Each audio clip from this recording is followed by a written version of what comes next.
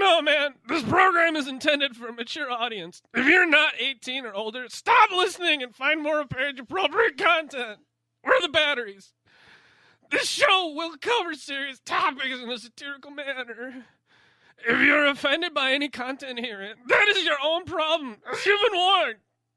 Don't try this at home. Or anywhere else for that matter. Gah!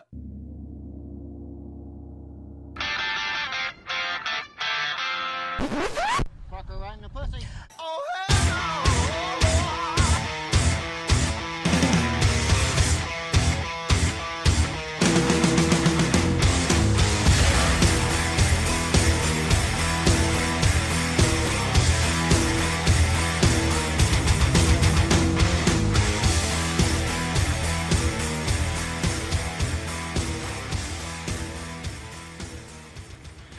Ladies and gentlemen, brothers and sisters, dearly beloved and sanctimoniously enslaved assholes, welcome to that late night culinary excursion that is Midnight Sushi. Hi. Okay. Today on Midnight Sushi, we happen to have a very special guest, a person who means quite a dear bit to me. Straight across from me, the ever awesome Diva. Oh, boy. That is quite the intro. How you been? Oh, it's just been utterly fantastic. Fantastic? Yeah. Fantastic would be a phrase. Define fantastic for me, please. Fantastic, I'm still alive. Oh, that's one way of putting it. I have a lovely lady in my life. That's lovely. Still have a job. That's great. Paying my bills. I'd say that's pretty fantastic. Still eating. That's also good. Yeah. And losing weight, which for me is quite a good thing. That's actually an important thing for most people. It's not so much the losing weight, but staying fit. Yeah, I'm trying to get back down to my goal weight of about 185. Yeah.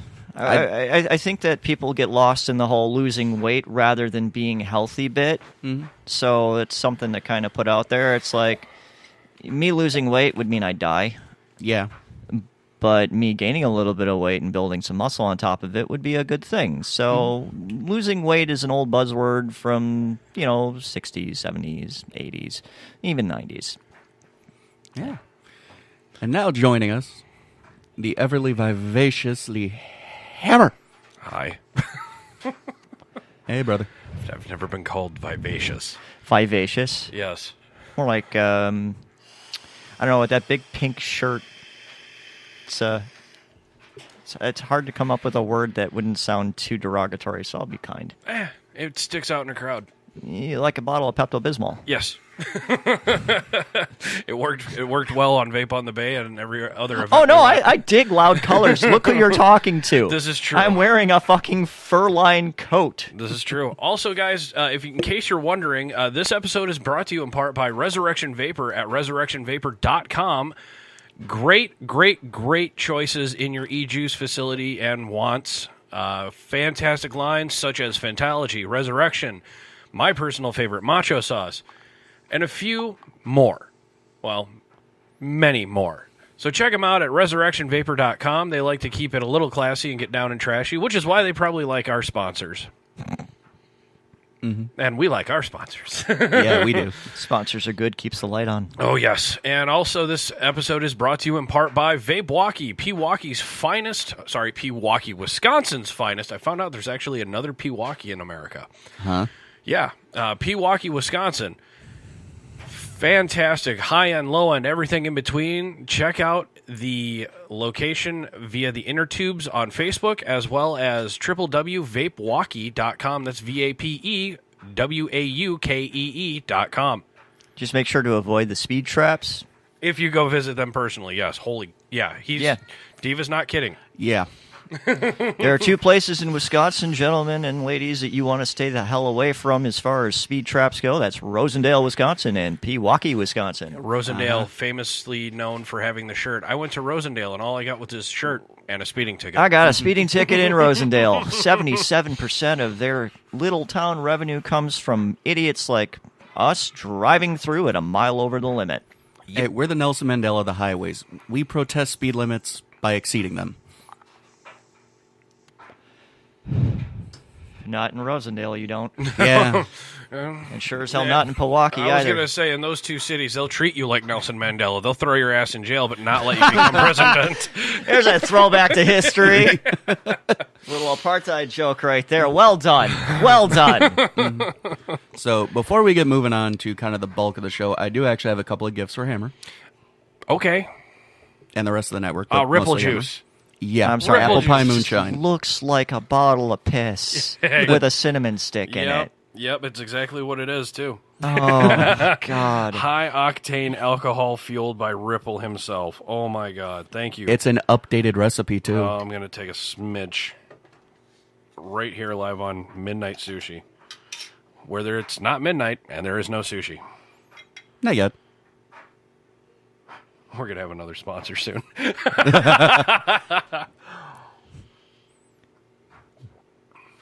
Oh, that's different. He updated the recipe. Oh, my God. I want a gallon of that. Okay. Oh, going to have to pay him handsomely. And got another Save present. that for Ken Andrews. Yep. Got another thing for you that I acquired from my beloved's friend. Okay. He's a graphic artist as well. He does some really great high-end. What do you mean custom- as well? Who else? She is. Oh, she is a graphic artist? I never knew this. Yeah, she does 3D modeling, flat art modeling, commissions, all that fun stuff. Awesome. Yeah, she's even drawing you something a little special. You don't need to let me know these things. Yeah, too bad. I don't. No, this Kind is of ruins the whole fact of a surprise. well that. Yeah, but this is also adding stress. Like, okay, what is he doing? No, it's not doing that. It's just I'm not used to fandom still. I'm not used to getting noticed in public going, "You're Hammer" still. And how many years have you been doing this? 4. All right, get over it. Oh, that is a love. Oh, Fooly Cooly. Oh, Furikuri.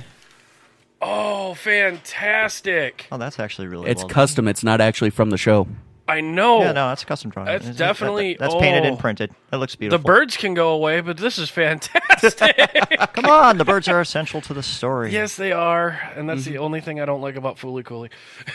No, there's more to it than that. I know. Psychological head trip be that show. Oh, yeah. my God! What was the other one that they did? Dead Leaves.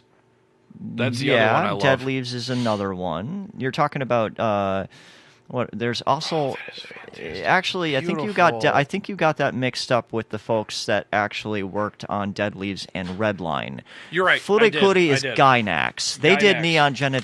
Neon Genesis Evangelion. Yes, I was thinking of the golly, I haven't Madhouse. Madhouse as well as Madhouse did Kill la Kill. Yep. there it Madhouse did Dead Leaves, and Madhouse did Redline. And Yep. if you haven't seen Redline, beautiful. watch Shame on you. the fucking movie. It is unbelievably Oh, good. That's like telling me you haven't seen Excel Saga. Excel's it's a joke of a show for the sake of being a joke, but Redline is an actual well done, story driven epic of a racing anime. Oh, yeah. It is unbelievably in hand drawn cells. The Yes. whole works. Yes. It is a masterpiece. You should own it. You should buy it. You should get places like, and this is a little bit of a tangent and what we're going to go on before, but anything where a company puts that much love into their craft, if you want that to stick around, you gotta support it. Another reason why I'm a fan of the Final Fantasy series. The storylines are They're getting there.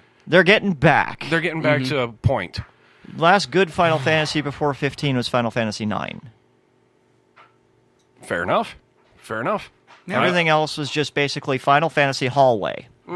Yeah.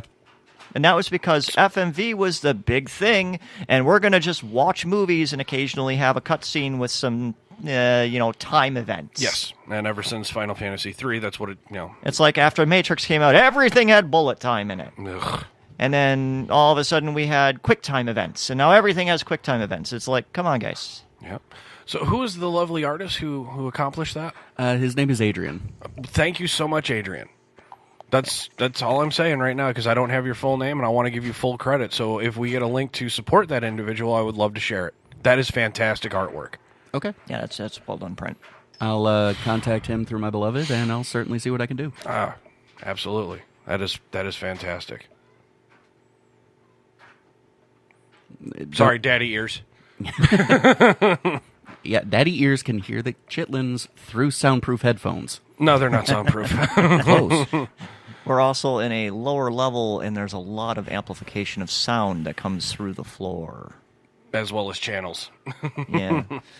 So, can I address what I needed to address? Michael? Eva, the floor is yours. Oh, Yeah, well. let's get this All right. out of the way here. Gentlemen, you disappointed me. Your last Midnight Sushi, you used some terminology, you used some phrases, and you were downright disrespectful to a person I consider a very, very good friend. And also, body shaming, not cool. Totally not cool. We were at a party, and it's supposed to be a confidential mention. Talking about things we do at the party is fine.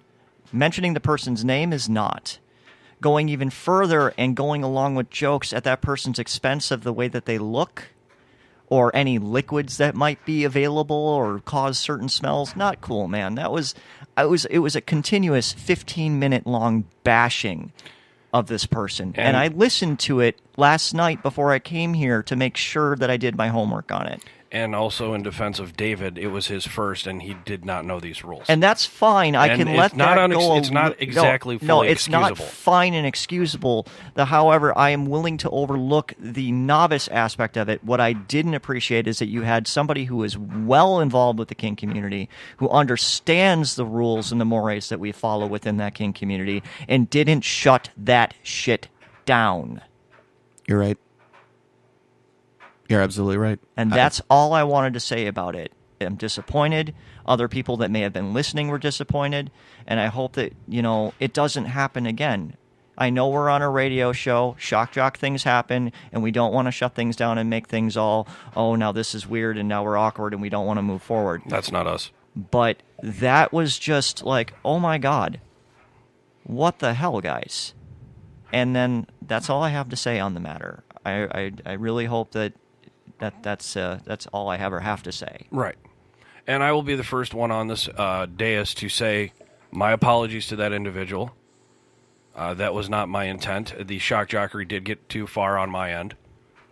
And I'm going to apologize, too. It was my show. I've been at this for long enough, obviously, to know the rules, and I should have shut it down before I even did it.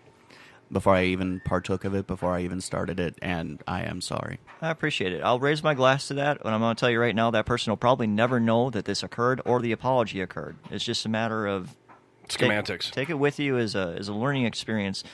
When you have an audience, just like I was talking with you earlier about supervisory things, when you have an audience that is listening to you, that even considers you an expert on certain things, and you say that kind of stuff, you're indoctrinating that audience into believing that kind of crap too, and Right. it just it makes it even worse. And essentially with Midnight Sushi, you are our kink specialist on the network.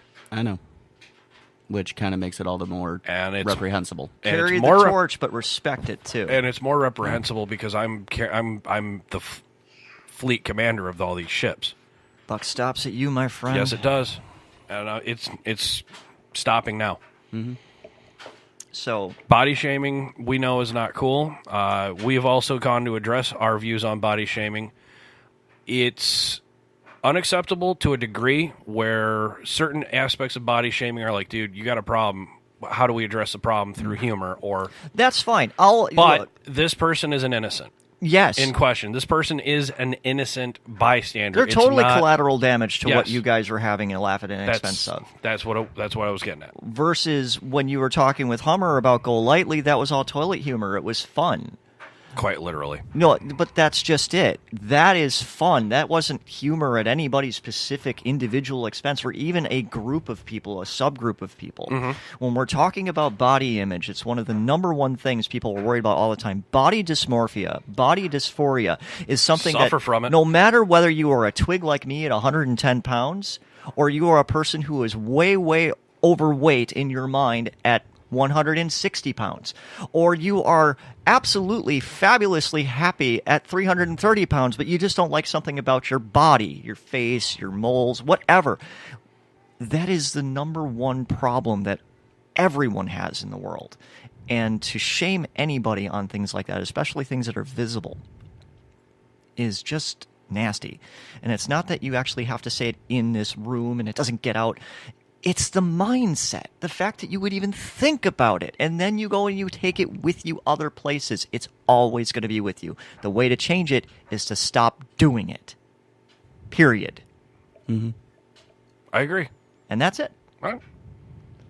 That being said, Moving on. what do we want to talk about? Because there's a lot of shit going on in the world right now, and if you want to know how I feel about it, by all means, ask me. I'm a fountain of knowledge. I have been paying attention to the news of all shapes, sizes, and places for the past 2 whole years. May I? You're a guest on the show. Have Well, fun. no. In all fairness to Michael and his show, I think we should go down the FET politics first. Drop it like it's hot, gentlemen. I'm here for the night. All right. One of the things that's been bugging me lately is that there is not just an open competition, but almost an outright combative rivalry between the two primary play parties in Madison. one. In Madison, Oh, there's other places, but this one's kind of the more relevant. No. I am friend. unfamiliar with this. Once again, do you know why that matters? Money. It matters because of money. It matters because you are chopping up the groups and taking away the money. If you don't have the money, you don't have the ability to actually run the group. So if you chop a big place up and you constantly divvy it out and segregate it into different places, It's like stealing a sponsor. the revenue gets smaller. Right. So of course there's competition. The other thing is ego. Oh, no. I fully believe competition breeds excellence. There has to be competition. It's almost the essential way that capitalism works. Otherwise, everything becomes stagnant. Or when I was doing the bodybuilder, they told us to well, not bodybuilder. Actually, but your figure. concept on capitalism working, I got a bone to pick with you on that one. Okay. We talked ad nauseum before the show. We'll talk about that later. But let's get back to it. When I was in the bodybuilding scene, we actually were taught to look at the other guy and get jealous and try and outdo him. That's what my coach was sitting there going. He's like, use your 7 deadly sins in the gym. Competitive ego, revenue. When you run a business or an LLC, you need revenue to continue to build it forward. Right. There's also another concept to this. The crowds that go to these groups are completely different. I don't care what Yeah. you say. You're right. They are. And I don't care what they say. I'm more hardcore than they are. How so? How are these groups? The geeky, kinky people are kinky. There's no doubt about it. But they're not the kind of kinky that you think about. Kink means out of the ordinary. Yes. It's different. It's taboo or whatever the case is. But they're not the ones that you find in the rooms that are thump, thump, thump, thump, thump. Ah! And all the slamming and the banging and all that kind of stuff going on. When I went to these groups, and I went to 2 of them, I observed something very, very different about both groups. The lighting and the layout. Yeah. What happens at that group does not happen at the other. You are providing 2 different products for the same community to be able to pick and choose. And rather than play nicely, interpersonal politics get involved. And when you introduce the interpersonal politics to the matter, the ego takes over the greed factor. Which is kind of the bigger bone that I have to pick with both parties is that they are letting the bullshit get in the way of potentially making the entire community great. How so? There's that open... Let's make sure we're not naming names. I'm running... But I'm not let's- used to running with a filter, so I'm kind of running Sure. through my filters. Let's try to use variables and quantifiers here. Now, this is all to my knowledge, so please, for the love of all that's holy, point out where I'm wrong. I only know so much, so I'll actually only comment on what I know. Exactly, which is all we ever can do. Is that an offer was made for both parties to join up. Now, both would remain separate. Both would completely continue doing their own shtick. Too many bridges were broken. Which is always a bone that I've always had to pick, was that, yeah, there's bad blood. Yes, bridges can be broken. Oh, you have no idea what kind of bad blood there was. You're right. I don't. Which is good, because it's been kept under wraps. Right. But to that extent, there was a great opportunity, and both parties could have shook hands and worked it out, but they chose not to. Now, yes, there's bad blood and all the other stuff. No. Let me ask you a question. Why is it that one venue that we used to use was able to be continued to be patronized by one group but not the other? I don't know. Exactly. There's a third edge here. Right. Even one that I don't know.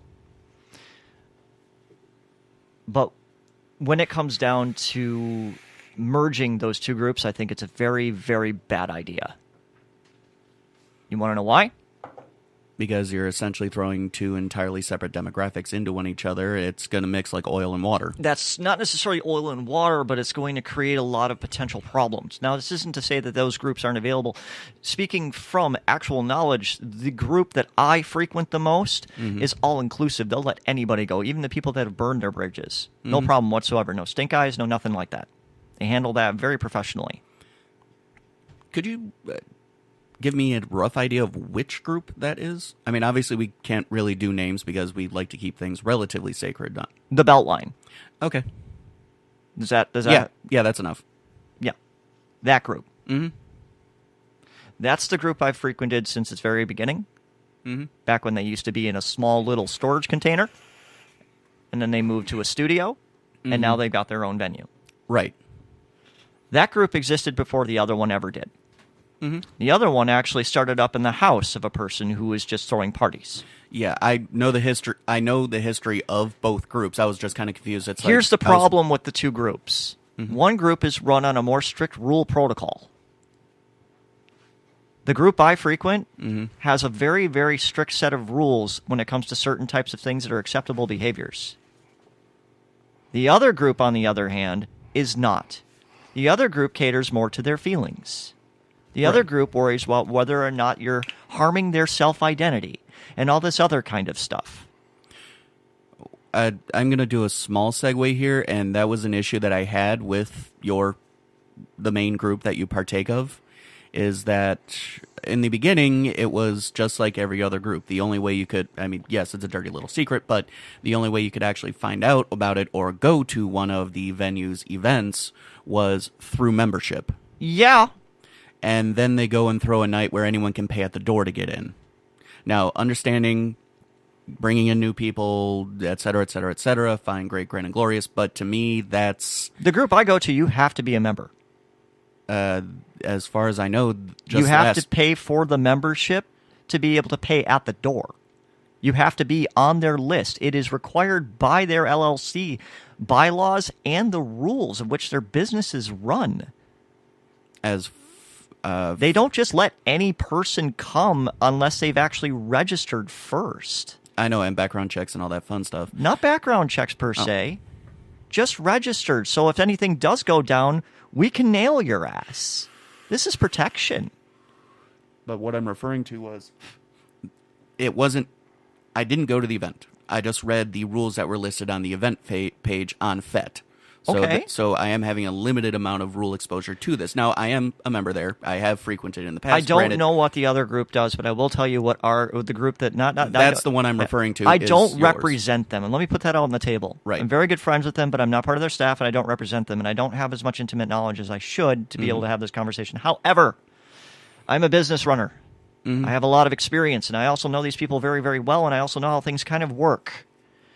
The way this is, and the way that I know it works, because I'm also a member, you cannot go to this place as a attendee unless you are on the list, which means you need to register and pay a membership fee. What you pay determines on what your access is. I live way the bumfuck out of nowhere, so I pay for the smallest membership, and I pay by event. That's what you mean by pay at the door. But they don't pay at the door. They don't take cash. They had an event last month where they did, and that pissed me off. Okay, that wasn't a sanctioned event.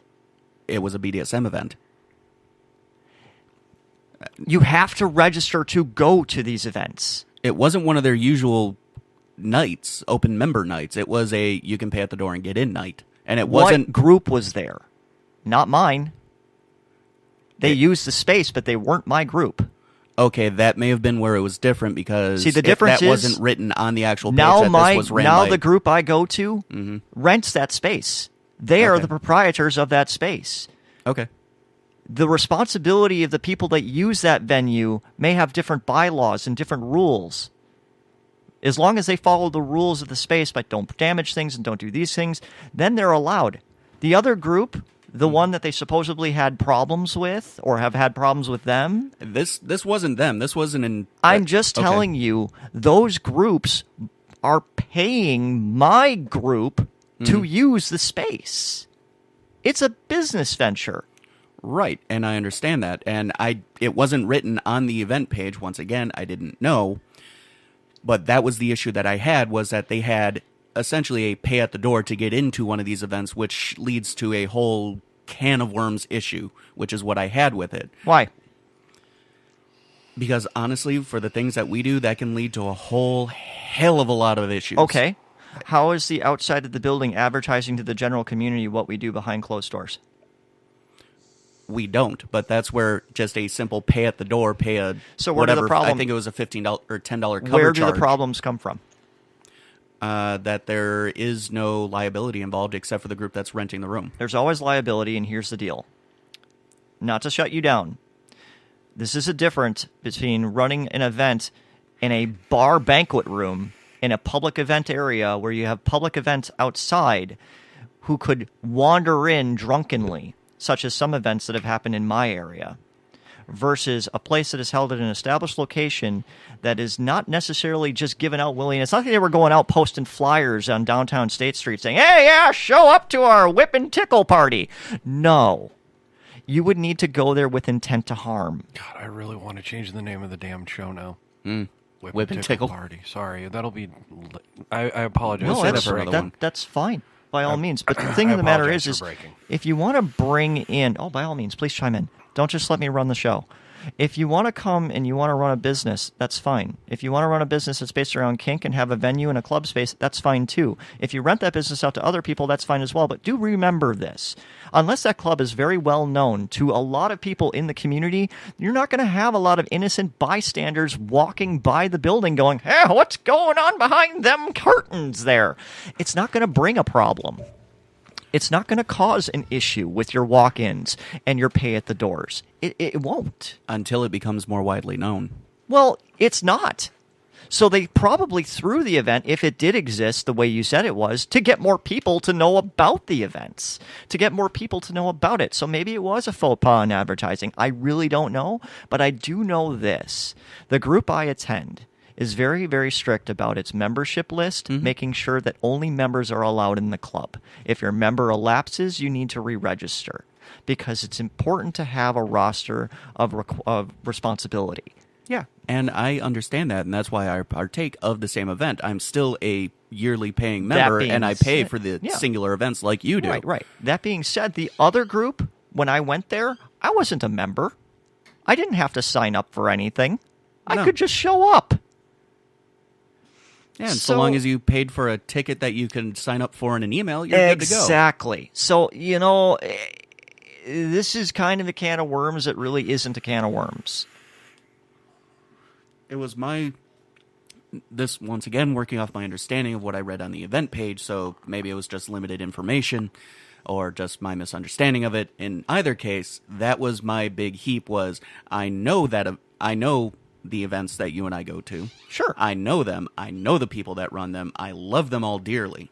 I trust them almost implicitly. So why is there an issue with the pay at the door then? This is what is concerning me about this whole conversation line. Why are you so getting your undies in a bundle over it? Because I've seen things go south when they start to do things that way. Because he needs to shop for more undies. Okay. I haven't worn any since I worked. So in you've got the freezer. protectionist mention going on there. I get that. Yeah. I love the event. I love what... Now here's the other question for you. Do you not trust the proprietors of the venue to make the right decisions to make sure that they continue to have a worthwhile venture there? No, they did. No, I do trust them, and I trust that they knew what they're doing. I trust that everything was taken care of because we are that kind of cover-our-own-ass individuals. Yes. And to that end, it was more along the lines of, it's like, okay, otherwise I would have raised my voice like, Are there something's particular going on. individuals you are concerned about in the community? And the Madison community, well, off and on, but that's more on personal matters. But, No, it's not, because if you're worried about these people and they show up to the event, it shows your personal involvement in this, and I want to know why you care so much. Well, why is because a couple of those folks have had non-consent issues with friends of mine, with very good friends There of mine. we go. I finally got to the bottom of it. So And you there are have the people like that who can walk in who don't know the rules. And even if it's explained to them, it is not ingrained because they haven't gone through the same process we have. Thank you. That's where we needed to go. You were dancing around it for so long, I needed to get to the bottom of it. I feel you. I go to events all the time with people that I don't respect because of their non-consent issues. It's going to happen. However, you need to also trust the venue to make the right decisions when they can. Which is why I didn't say anything. It's like, okay, I know the people who Not run this. saying names, here's the deal. When you start flinging around accusations at people, it's no longer just a politics in the King community thing. It's a legal matter. Right. You need evidence. There needs to be litigation. There need to be people that actually come forward and put complaints forward and actually go against these people in a court of law. Mm-hmm. You can't deal with this under the table. Not just the court of public opinion, but law. A public opinion don't mean shit. Exactly. I'm sorry if it happened to you, and I feel horrible about it. Now, self-disclosure here, folks. To answer a question that was asked on, I believe it was Midnight Sushi last time, or was it? No, it was Hummer's show. Yes, I have been through the abuse myself. I am an abuse victim. I am a recovery person. What was the question? The question was, if you're involved in kink, were you abused? It was brought up. Yes, it was. Yes, it was. And yes, it is a very, very predominant thing in the kink community because it's how we cope. Yeah. It's how we learn about who we are and why it is that makes us tick. Why do I like hurting this person? Why do I get enjoyment out of it? What is it about this that ticks me in that direction? Is it because I've been through things like it in the past? Is it because my brain got wired like that? Probably so. Yeah. One can't say that there is a direct correlation, here's but the there's thing. definitely a bell curve and the two line As up really a easily. victim in recovery, because once you're a victim, you're always a victim. Yeah, I know. To I was other there too. victims as well. I cannot do anything about anything you've ever experienced in any way that will not look like it's going to single that person out without evidence, without testimony, without people getting away from their behind the curtains. And this is really hard for a victim to do. Okay? I know. No, just Sam? bear with me. To get the courage to come up to anybody years later, even 10 years, 20 years, and face your abuser is fucking hard. And scary as And shit. that is why these people continue to permeate in our community. And the other reason why is if you try going at them and you don't have the freaking guns to do so, it strengthens them. And now this is me busting in. We're not advocating that you go confront them with a gun. We're talking about the fortitude in which you have. Thank you for that clarification. The evidence. We'll talk about not- guns later. Yes. Yeah. I'm willing to go overtime for this. We're going overtime, Yeah, gentlemen. like I said, I've already. You can record me for hours if you want to. We've done it. Here's the thing. When you go against a potential abuser without any backup whatsoever, it's your word against theirs. And if that abuser has any kind of investment in the community where they've provided financial, venue, or anything else, they're an educator, good fucking luck. Really. Seriously. Hypothetical. And I'm not one of these people. Yeah. But imagine if I was. How hard would it be to take me down? You? Yeah, me. Damn near impossible. That'd be like a singular person trying to sue Google. Point in point. Try taking me down if I were an abuser. It's fucking impossible. All I gotta do is make a few phone calls. That person's full of shit, right? They don't know any better. You trust me. I've taught you for 15 years. I've been to these venues. I help people at my store. I'm a pillar of the fucking community. What are you gonna do to me? Think about that. Think Yeah. about the kind of pressure that somebody is under. And that's another reason why these open door things piss people off. Because you can't stop them motherfuckers from walking in that door. Which is what pissed me off. Because anyone could come in. Anyone. Like, folks that have gone against my primary Okay, mentor we're talking a could get in. dozen. We're talking a dozen versus 12. Got it. Yeah. You're one of the ones who got pissed off. He's telling people that they're going to get pissed off at that. We get it. Yeah. And that's one of the overlying issues is with the literal open door policy that you're inviting gigantic safety issues. Okay, now I'm going to hit you hard. Ready for this? I was going to say, do I have to bring up naughties when you invited me? No. You've been a part of the community at one point. You knew the rules, and I educated you on that. Let me hit you hard on this one, because this is going to go right to the heart of the issue. My group, invite only. Members, sign up. Name, all your information. Yeah. That other group, no such thing. Mm-hmm. Okay? That's why we don't get along. Yeah. And now we got the heart of that issue. That's it. I thought we were going to go a little bit broader on the FET politics. No, go right ahead. No. Because Michael knows more about it than I do. I don't know jack about squat right now in Wisconsin. It's not just Wisconsin. This is happening worldwide. Or worldwide. This happened in New Zealand. Yes. This happened in Germany. I've been watching little dramas unfold, and I don't mean dramas lightly. I mean actual telenovelas about people being outed.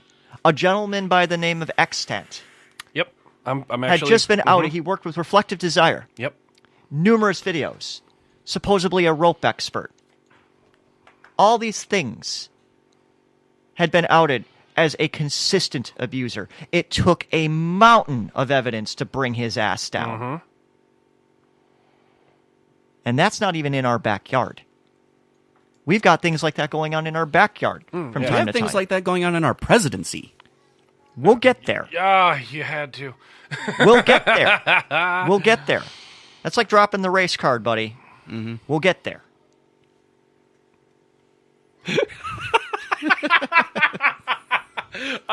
I just love that. How he legitimately called out that fucking move as pulling out the race card. Yeah. Or equivalency therefore of. Duh. Yeah. But we're talking about the Let's stay grand on topic. aspect. Grand aspect. We'll get to Mr. Trump later, okay? Make Donald Trump again. No, okay, so back to FET politics. Like I said, I am a little bit blind to it. The only thing I know is how Canada is actually trying to do their best to protect the FET communities. Well, yeah. As well They're as... always the first progressives out of the gate. Yes. Yeah, which is something that I've always kind of liked about Canada is that. Oh, it's not all sunshine and rainbows. No. up Oh, there. No, it I ain't. know. There's. Oh, no, it ain't. Trust me. Don't. You got Anyways. Holland, you got New Zealand, certain FET communities. Belgium. Belgium. There, thank you. Go figure. Germany. Belgium's not Germany. Close enough. Japan, Singapore, Yes. Yeah. China, South Korea, India, the Philippines. It's everywhere. Sao Paulo, Brazil. Where there are humans, there will be fuck ups. Where there is Where there are possibilities. humans, there are fuck-ups. There's no will be. Yes. This is a constant. We are fuck-ups in design. The fact of the matter is do we learn from our fuck-ups, grow from them, and become better than just fuck-ups? Which unfortunately is a rarity of the human condition. Not really. Rare enough. That's a pessimistic view. Very. Very, but one can hope. So you can be pessimistic about something, but you can still have hope for the better, and you can still help them if possible. Although People are easily led. yeah. Now we're going into Now we're going into the sociology of the matter. But this is all This is why we call them sheeple. Yeah.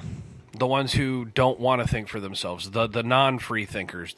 You're a sheeple. I'm going to say something here that might piss off some of your listeners. We've done it apparently too. But, this is just the way that I roll. I know. I always like to put out a disclaimer just in case. You guys want to change the channel? Change the channel. Religion exists because of sheeple. Period. You're right. Not just religion of Religions. Christianity. Religions. Spirituality of mass followers with doctrines behind them exist mainly because of sheeple who are looking to find their way because they don't have their own. Yeah. Folks who can't quite accept that bad things happen. They need something to blame, and if they can't find a singular person, then there must be some singular outer force affecting them. To quote old phrases, you can walk the walk and talk the talk. A lot of people talk the talk and have no walk. Most of the people that talk the talk are religious nut jobs. or some kind of cultists, or just involved heavily into something that they don't really know if they believe it themselves. They're just indoctrinated to believe it on their own. But that's just a constant. People are not dumb. They're not stupid. They're not being, you can't just turn around and throw it off to the side and say, a person is smart. A person is intelligent. It's when you have groups of people in large amounts that they start to get collectively dumber. And it's not because they're dumb. It's because they will dumb themselves down to the lowest common denominator. Which was something a sociology major friend of mine back when I was in college, that was something he did his master's thesis on, was he wanted to essentially find a correlation between exactly that, the average intelligence of a person compared to a group of people. And what he essentially... It was metaphorical, obviously. The average intelligence of a person and the average intelligence of a group of people is essentially the same. It's the fact of the matter is what you're dealing with, and this is why we call this fifis. When you want to say something that won't hurt someone else's feelings, you go against what you believe in, and then you say something that you don't necessarily agree with. You're compromising yourself. It makes a resonance within the group, and then all of a sudden you reach that common denominator, and a lot of times it's fucking stupid. And this is not what is the word? This is not a hypocrisy to what we started the show with the apology of the individual in question. It's groupthink. It's groupthink, and what Diva just said is not a hypocritical statement. We did not comply with our own standards, and that's what he was calling us. None of you stopped it. And none of us stopped You it. didn't just stop it, you ramped it up. Yes. That is what happens. I'm just as culprit to it. I had an incident at a party where I talked shit about somebody I didn't like personally, kind of like how we got to hear about the two groups. A personal problem got involved in a concept that wasn't personal. I made it personal. I fucked up big. I made a lie. And I didn't even realize I was doing it. And I kept going. And the group went with me. And it wasn't until a week later I started getting messages and phone calls going, "Hey, Diva, what the fuck, man? What's going on?" I had to own that shit like a humble piece of pie. Yep. It was like an issue that I had this last Thursday at the event that I go to in Milwaukee. By and large, I'm the only person. It is a bar that has licensed. I know the group. I know you do. I know it well. Yeah. Yeah, and then he brought me into that. Once. It's not a bad place, depending on. I liked it. Now it's good. I liked it. So, I'm not saying I didn't like it. I was just kind of daunted at how many people parted the Red Sea as I walked. I will say this, though. Play has no place at a munch. Period. Fair enough. We'll get to that one later, too, if you want. Sure. Dare I say we can get to it now, because isn't that what Naughties is? No. No, it is not. It's not what it should be. Okay. I know more about the inner politics of the Naughties group than you guys could even hope to remember, because I used to be part of it way back then. Not way, way, way back, but way back when I was in my 20s. Right. I said, I'm just 2 steps back and watching everything right now. So the issue that I had was that now they went about this the right way. I had finished up with not dropping a mod. Well, yeah. I had finished up with a person, and the couple in question came up and said, "Hey, do you mind if we play?" It's like, yeah, sure. I don't own the damn stage. Please go right ahead. Just give me a few seconds to clean up and aftercare with the lady. Walk her to her chair, make sure she's all taken care of, and all that fun stuff. And I'm sitting with there watching them, and the gentleman in question, the top in question, admitted that he was new. And he asked, if someone could watch him. So it's like, okay, I got no problem with that. He even said I would be a very tough act to follow because I just plowed through 4 different scenes right in a row. Jesus. Yeah. I am by and large the only one that plays there. So why? I honestly couldn't tell you why. Good. It's just that that's a good enough answer for me. I can't tell you why because I don't know. I just know that I am, and I respect that. Some people just do it because it gives them them a venue to play. Yeah. It's that simple. I'm not looking for any kind of deep meaning here. I'm just basically, why? If you're the only one playing, what's the point? Yeah. You know, I'm still trying to figure out why people parted like the Red Sea when I walked in. You're new. you're new. You are, Nobody knows you. Nobody trusts you. That's what and it you're was. physically intimidating. And you are a rather big dude. Not that. No. I'm not even gonna go that. You're not that big. No. You don't have cartoonishly large arms like Thank some you. people I've seen. I've worked on getting those back down. That was the whole body dysmorphia thing I had. That's fine. So, anyways, the issue that I had was this gentleman's Yeah, I know, it's only silly. flogger was one that he picked up at a Renaissance fair. I recognized the symbol on the bottom that he picked up from Okay, a so Ren you fair in noticed the Texas. concho? Yeah, and it was an inferior leather. More to say, Dude, listen to the way you talk. not No, inferior no, as in no, a good no, product, no, inferior no. as in it was going to break apart. The way you talk about it, though. How do you approach people? That's the thing, was I trusted that they knew relatively what they were doing. He asked to be watched, and I did from my chair. And the way he was doing it, to give you an idea, this thing was, one of the vendors that used to go to Naughty's a lot, their name is Simologist to a Sword in Japan. Yes, I know about Ed. Okay. His flogger was that size. That size and bigger. All right. I lifted this thing, and after they were playing, just because I wanted to see it. I wanted to check it out. This is how I knew that the leather after they had played, I'd asked if I could see the flogger itself because I saw that this gentleman was very new. I'm like, you shouldn't be playing with something this big. Okay. Right off the bat. Can I interject here? Mm. This guy's new. Mm-hmm. He's got equipment from a sex shop. He doesn't really know what he's doing. And you just rolled up on him. No, I didn't. No, I'm just okay. saying, the way you talked, if you talk to him the way you just talked to me, you're going to turn him off. I made sure I played it PC because those people respect It's not me. about PC. It's not- about being polite. You know what I mean. Right. I get it. Okay.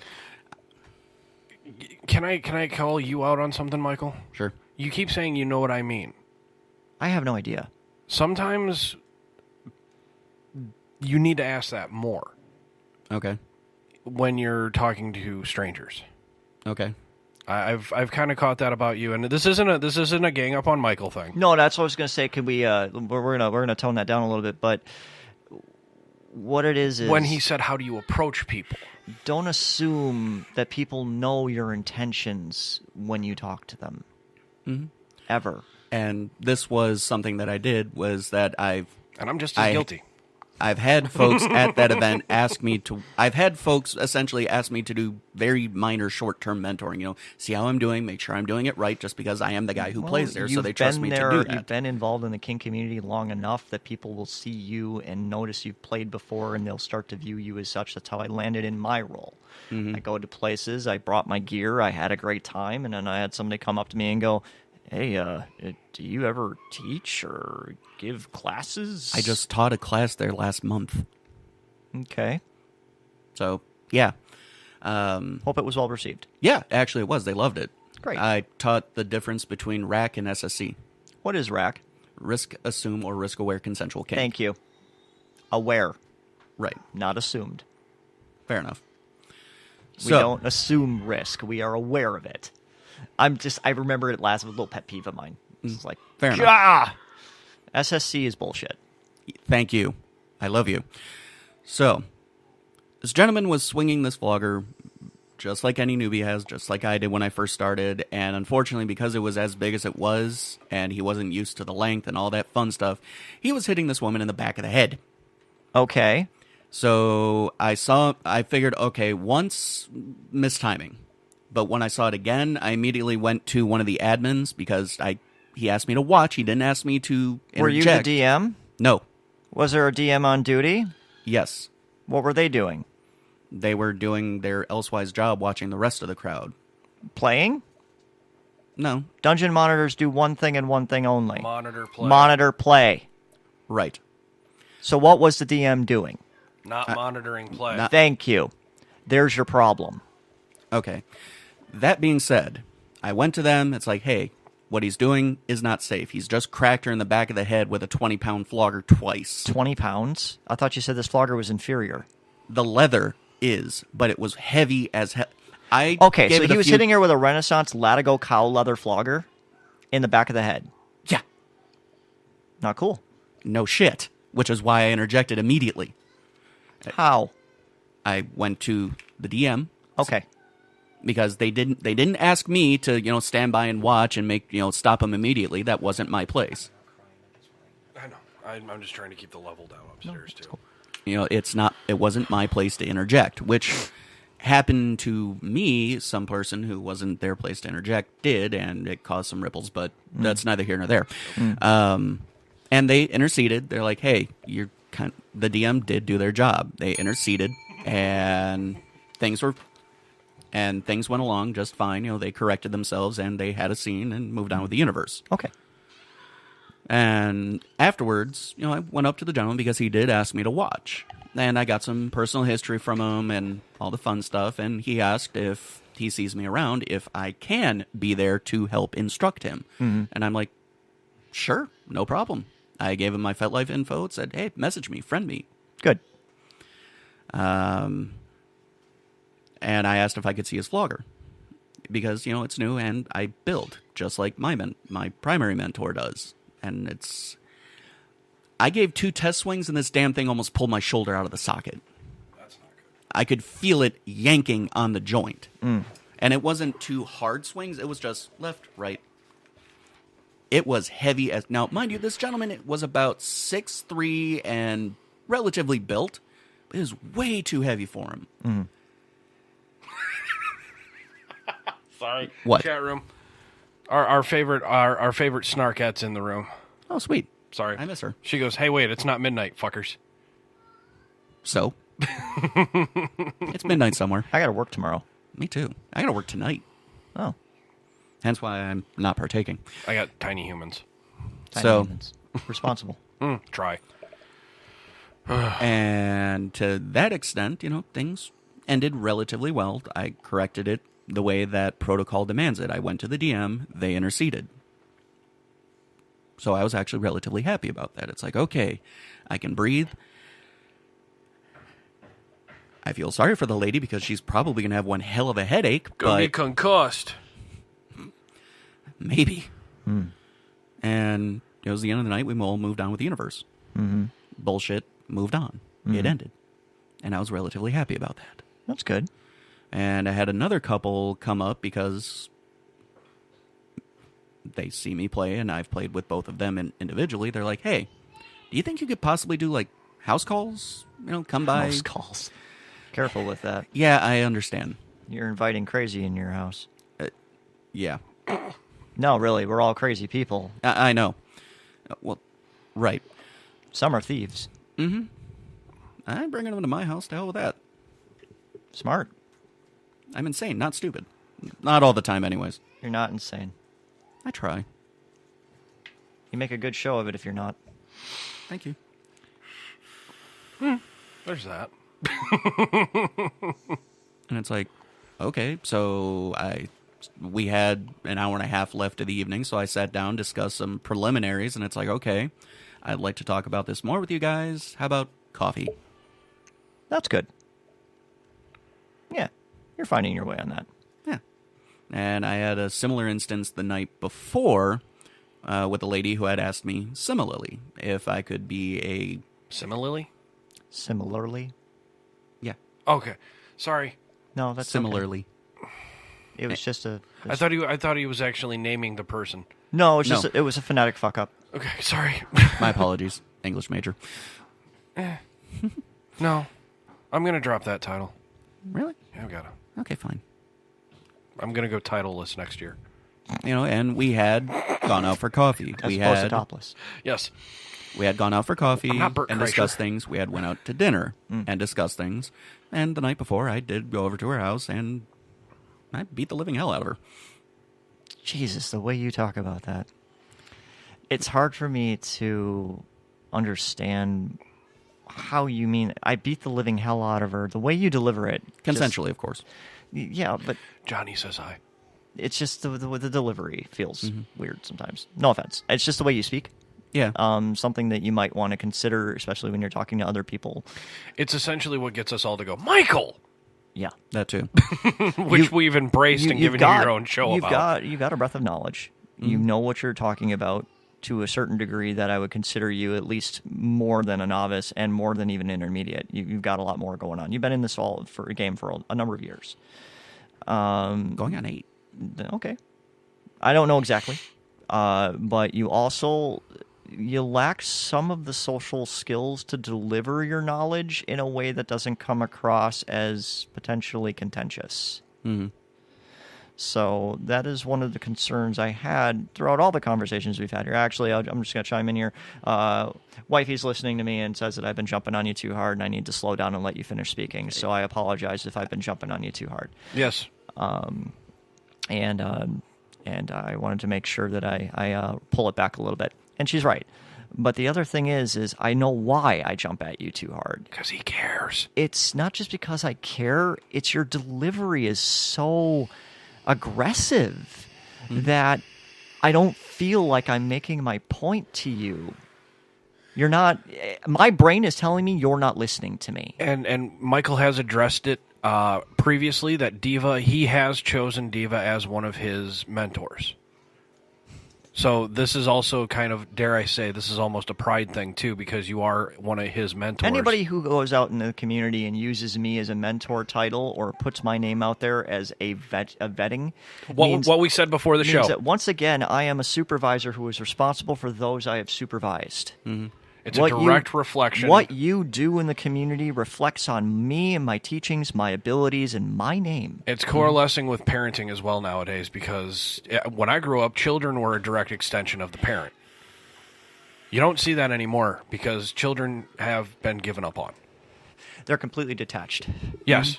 And I'm one of those people who does not believe in detachment. I believe that a group that is led is a direct... And thank the stars for you, because if we don't have more parents like that, then we're in really big trouble, not just as a nation, but as a world. Yes. That was my...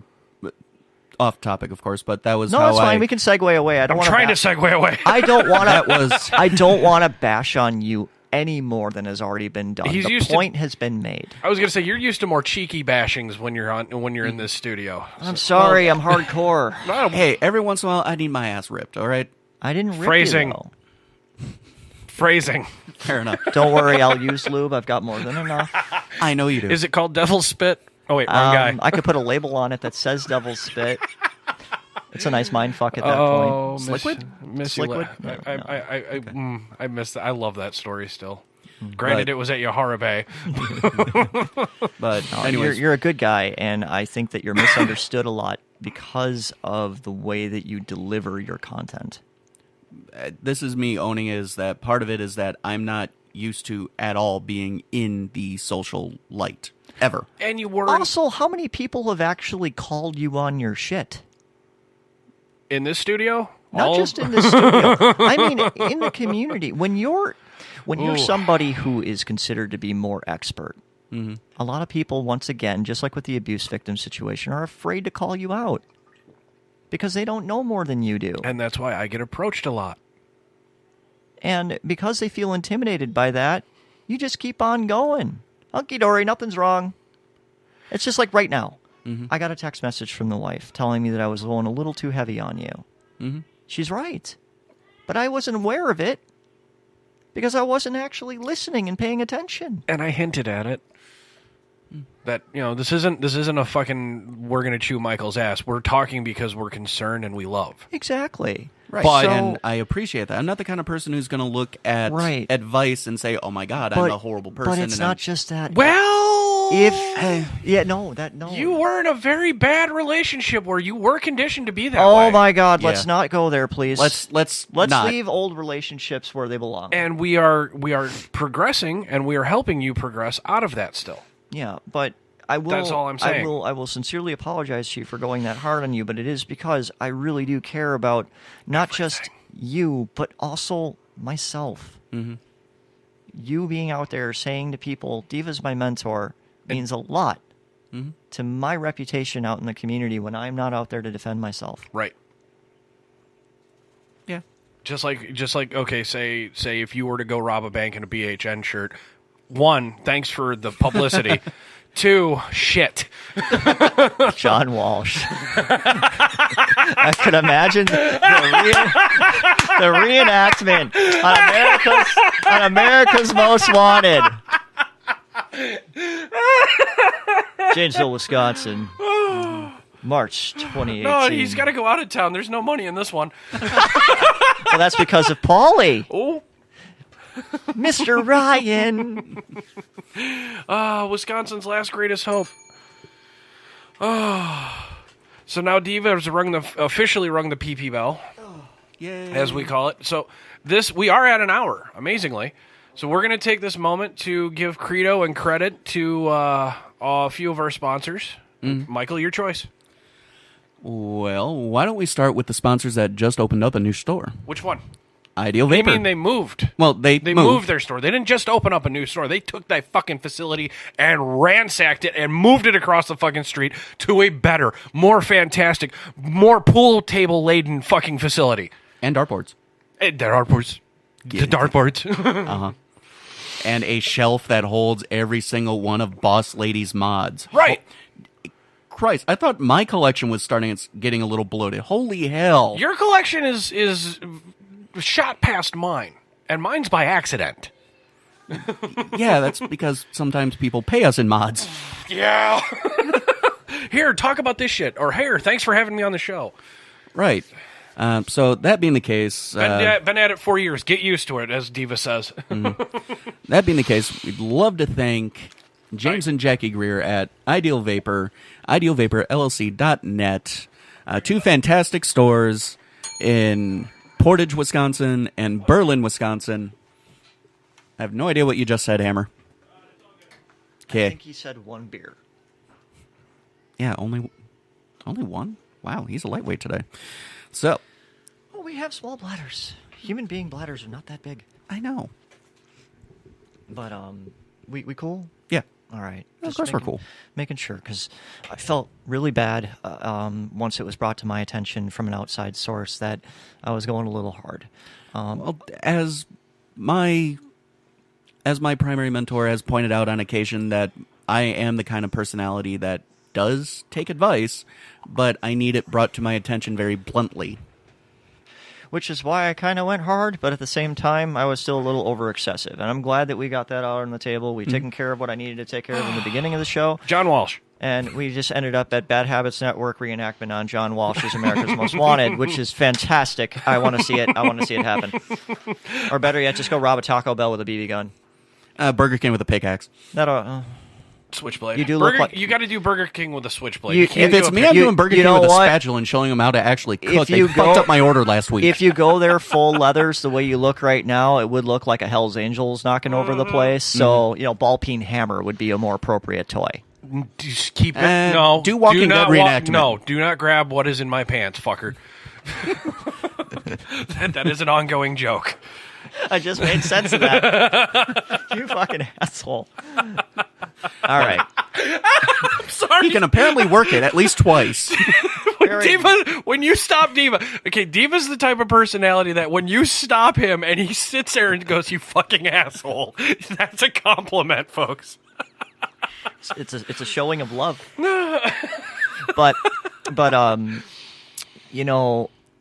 it's something that my wife brought up just now. Sorry. Mentorships are consensual. Mm-hmm. I am consenting to allowing you to have my name to be used as a mentorship. Thank you.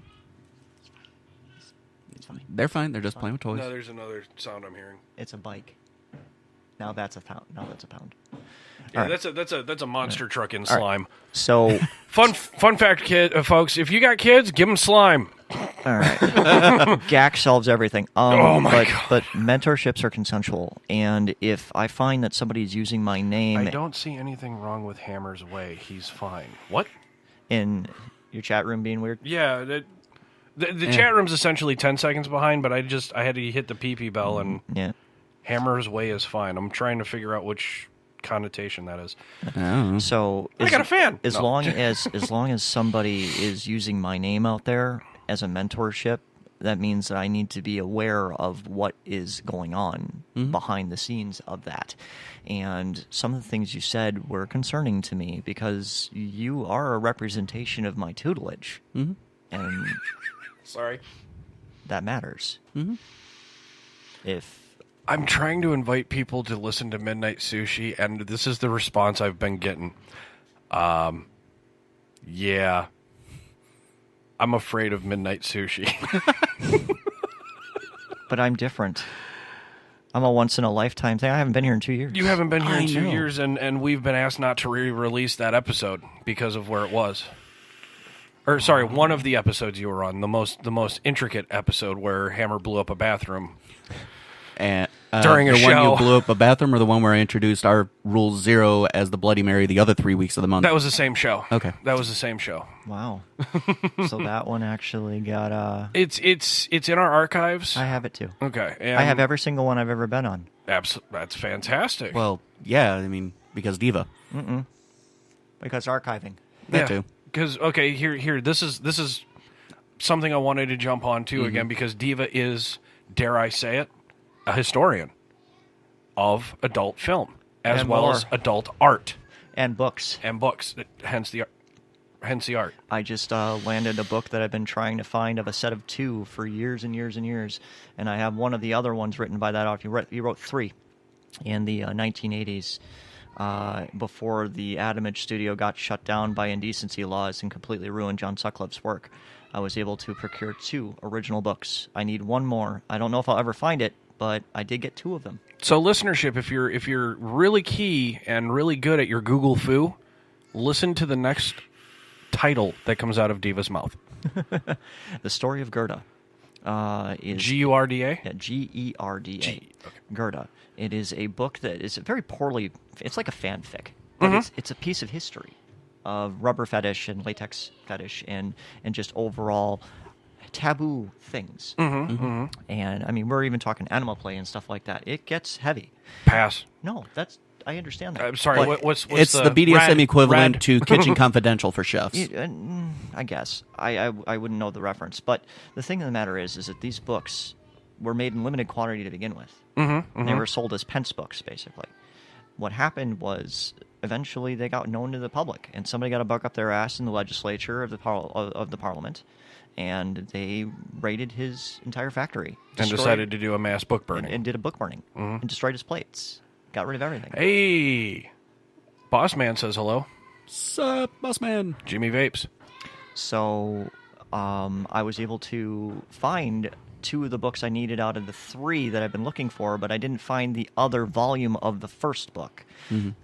They are hard to find. They're literally like impossible to find in the wild, sort of like gas masks from certain eras, which, I'm so happy I found certain ones now. I've got amazing I've seen your collection on the wall. Yeah, You've redone. I've got some that go all the way back to the 1930s. Yep.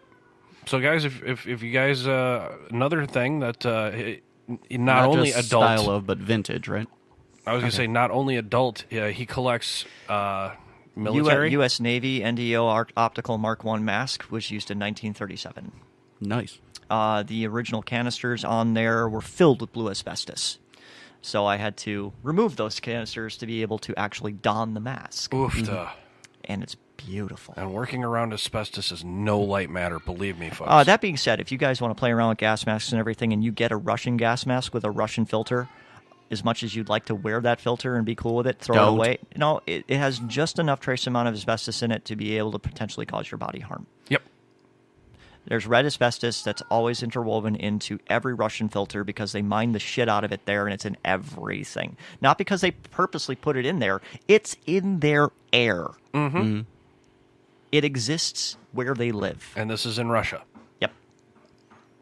So anything that you get from a gas mask from the Warsaw Pact days, from the 1970s, all the way back, 1980s, anything like that, if it has Cyrillic written on the actual canister, you probably don't want to use it. And don't be an asshole and throw it in the trash. That's not a good way No, that's to do not it. cool. That's- Dispose of that's it properly, not folks. properly. Asbestos is a very dangerous substance, and, I'm not saying, oh my God, some kid's going to go and open up your garbage bag. If it gets into a landfill, eventually it's going to end up in the air. And or the water, and or when asbestos gets airborne, that's when it's the most deadliest. Yep. Which is why abatement is such a huge thing. Mesothelioma is not something you want to have to trifle with. I like the mask that puts you in a new element. I think he's talking about the... yeah, you're talking about the bongs? Yes. Oh, yeah. Those are really cool, too. Those are actually designed around the Israelis. Israeli Mark 1, Mark 2, and Mark 3, which usually have like the little filter ports on them. Essentially what they did is they just took a bong and they rammed it into the 40-millimeter port, sealed it off, and away you go. They're really easy to make. You can actually make one yourself, but now they're privy to using one. Now they're so cheap to buy. The companies that make them in China now basically took the original Israeli mask, remolded it out of silicone, and just release it as a gas mask bong in shops now. Yeah. Although if you do shop in any places like mine, please say water pipe or we'll kick your ass out. Yeah. or my other favorite is the alternative vaping plus. You got to say plus at the end so they know what you're talking about sometimes. Because marijuana is getting legal everywhere we're looking now. CBD oils. Yes, let's talk about CBD oils because that has been a huge topic in Wisconsin lately. CBD oils have THC in them. So if it has a trace amount. It doesn't matter. It's THC. It's still a controlled drug. It's a Schedule 2. I thought it was Schedule 1. Oh, wait, no. Yeah, Schedule 1. Yeah, THC is Schedule 1. THC is Schedule 1. CBD is a Schedule nothing. Correct.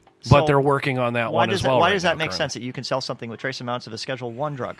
Because it's a psychotropic. For the same reason. Sorry. Not my brain. So is cocaine. My brain chemistry just got fucked right there. Same reason that there's allowable trace amounts of rat shit and beans. Okay, back up, reanalyze, rethink, recalibrate, and shoot. When THC is a Schedule 1, which means it has psychotropic pathologies to it, meaning it can fuck with your head. Yeah. I.e. the paranoia, i.e. the smoke a bowl if you don't know what I'm talking about. I'm not advocating illegal drug usage. We don't advocate drug use on this show. But Bad Habits Network. We know the best ones. Sometimes. And they're shared with friends, passed to the left. CBD oil is... Nice! Oh, jeez. That one flew under the radar. CBD oil is something that's coming along in a big way because it's easier to get into your body. It's safer to take. It's also a lot easier to get under regulations because of what it is. And it's natural and processable by the body. Trace amounts of THC is still THC. It's still a cannabinoid, which means it still falls under Schedule 1 rules.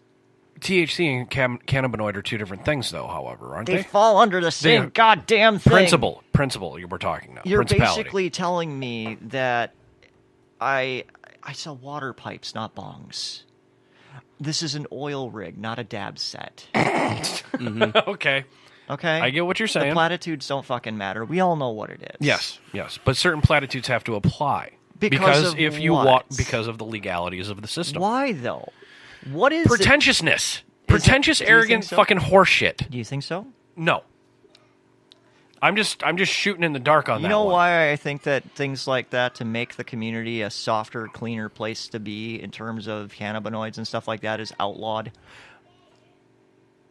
Besides that, because it keeps the peace. Yeah. You know why it keeps the peace? I'll have to look into that one. CBD has been found in CBD has been found in hops as well. Yeah. Maybe there's a workaround. Strains. Here's the thing. When you have a community... Sorry, I don't mean... I don't mean to jump around. No, by all means, jump in. I need to be stopped once in a while, too. Wife made that very clear, and I'm actually appreciative of it. If you give me the floor to run with it, I don't always pay attention to myself, and I'll run. You need to get me to slow down a little bit. Okay. So I'm okay with it. Here's the BDSM joke. Put you on a leash. No. Okay. Not Just your a thing. little shock collar once in a while. I was more fond of the citronella ones in the shock collars. I don't need a leash. You just need to remind me you're there. What? We're referring to Michael's comment, folks, right now. My father... Citronella? We had a coonhound. All right, and they are a breed of dog Racist. And?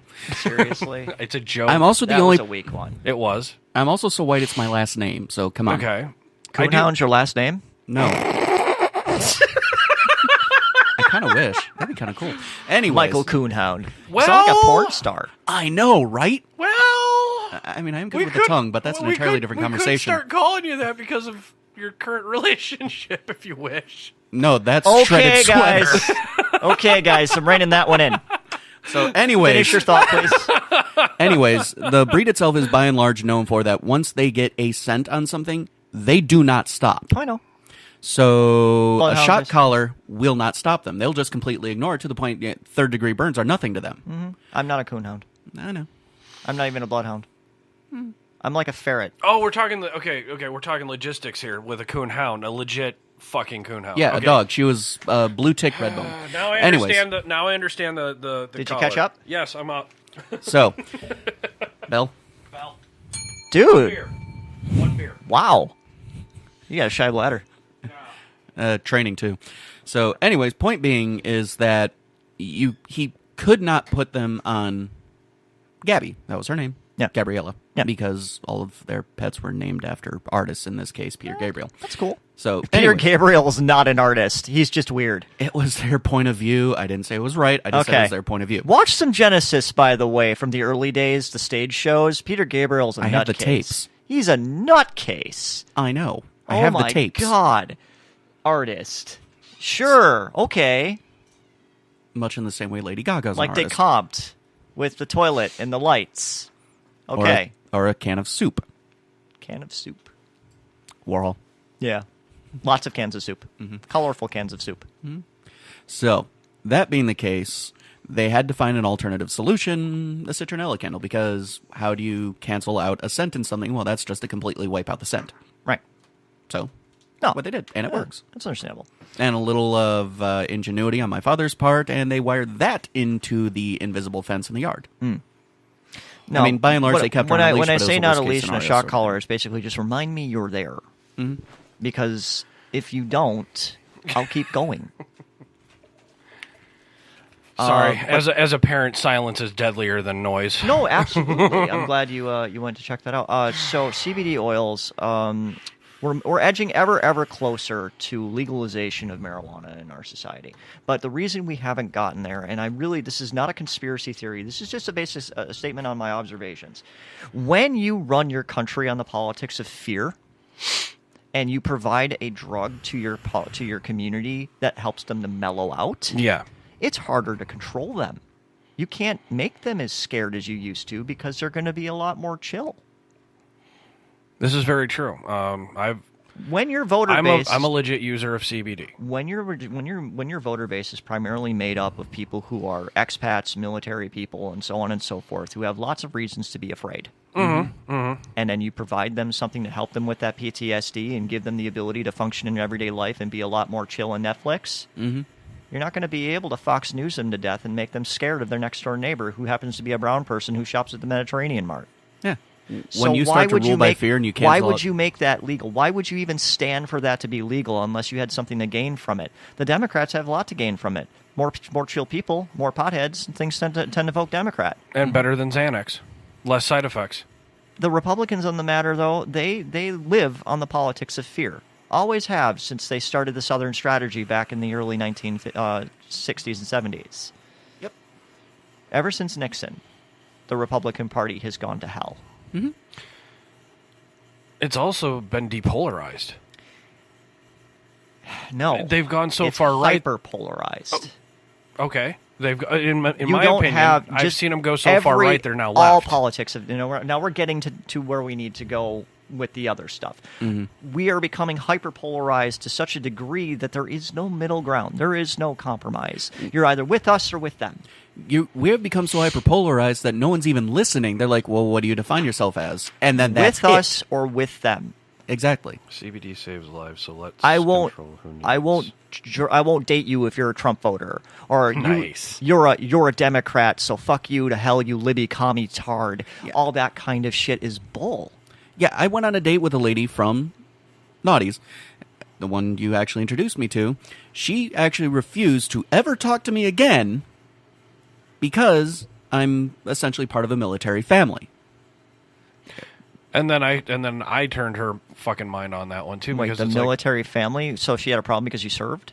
No, I didn't. But he couldn't. He I was couldn't. gonna But, say you didn't serve. You told No. me you couldn't serve. but because of my eyes. But because I'm part of a military family. I mean, almost a I lot was of part the of folks the military family too. Most people are. Yeah, I'd like to Ab- see you throw a stick out there and see how many people you can't hit that haven't been part of military families. I called her out on this shit too. So. I was actually not part of a military what family. is the deal? Well, you were But in the military. she- I was. That's So that how I makes you- changed it. That makes you part of the military family. yes. Yeah. That makes So me the military. that was her family. point of view, was that she just refuses to date. holistically. Holistically, yes. She just refuses to be a part of anyone who's any kind of pro-military, et cetera, et cetera, et cetera. Why? But Sorry. Finish, and I have a question for Diva. Uh-oh. the why is I honestly don't know, because she wouldn't answer me when I asked. It's like, okay, what's the issue? Then honestly, if you can't give me a reason why, I don't care. Which is why we have Rule 11. Yeah. Thanks for the download. That's 13. That's 11. 13. I have no idea. What's my question? Your question, it's been brought up in the chat room. Somebody feels and is an advocate in this chat room for kids who, children, to use CBD, I'm going to guess canonically, medicinally, kids with cancer, and Absolutely. even ADHD. Oh, yes, absolutely. I would even go further and say that we should actually legalize real cannabinoids into the degree of which it's been proven time and time again with many studies now for people with cancer issues, with leukemia, who have bad appetites, to be able to help them to have their appetites back, or to help them with the horrible side effects of being bombarded with radiation. Or even better, we'll go into things like autistic structure, autism spectrum disorders, such as your agoraphobia and so on and so forth. Yeah. THC is a proven psychotropic that is not going to have long-lasting effects on how your brain actually functions. It modifies it temporarily. It doesn't permanently change you like certain psychotropics do to give you what we call tardive dyskinesia. Have you ever been where you've seen somebody There's a hard one. doing this? Yeah. Or Yeah, having what he's doing right having a now, tick? he's talking about doing ticks, like stroking the hair, brushing the hair to the A side right person now who at all has times. a tick, especially in younger age. Or have you ever seen somebody who looks like they bounce left and right on their feet all the time? We have one who's standing, in studio at all times. but When standing, she shows up, she does standing this all still. the time. They can't Rocks. stand still. They're not even aware they're doing it. What we call that is a involuntary muscular spasm, and it is described as, and look this up, folks, tardive dyskinesia. And what it means is that you have taken a medical drug, a psychotropic nature drug, that has changed the way your brain can function and has modified the way that your brain sends signals to your muscles. Wow, it's the third thing that pops up. It can be extreme or it can be Okay, I'm gonna small. type that in It is there. amazing to learn about what, and this is going to get into a little. I'm not a conspiracy person, although I talk about a lot of things that could be conceived as such. I'm not Alex Jones. I'm talking on this from basic ideas of fact and theories of my own that I have built over many, many years of studying these things. And has as evidence to back it up, because Diva.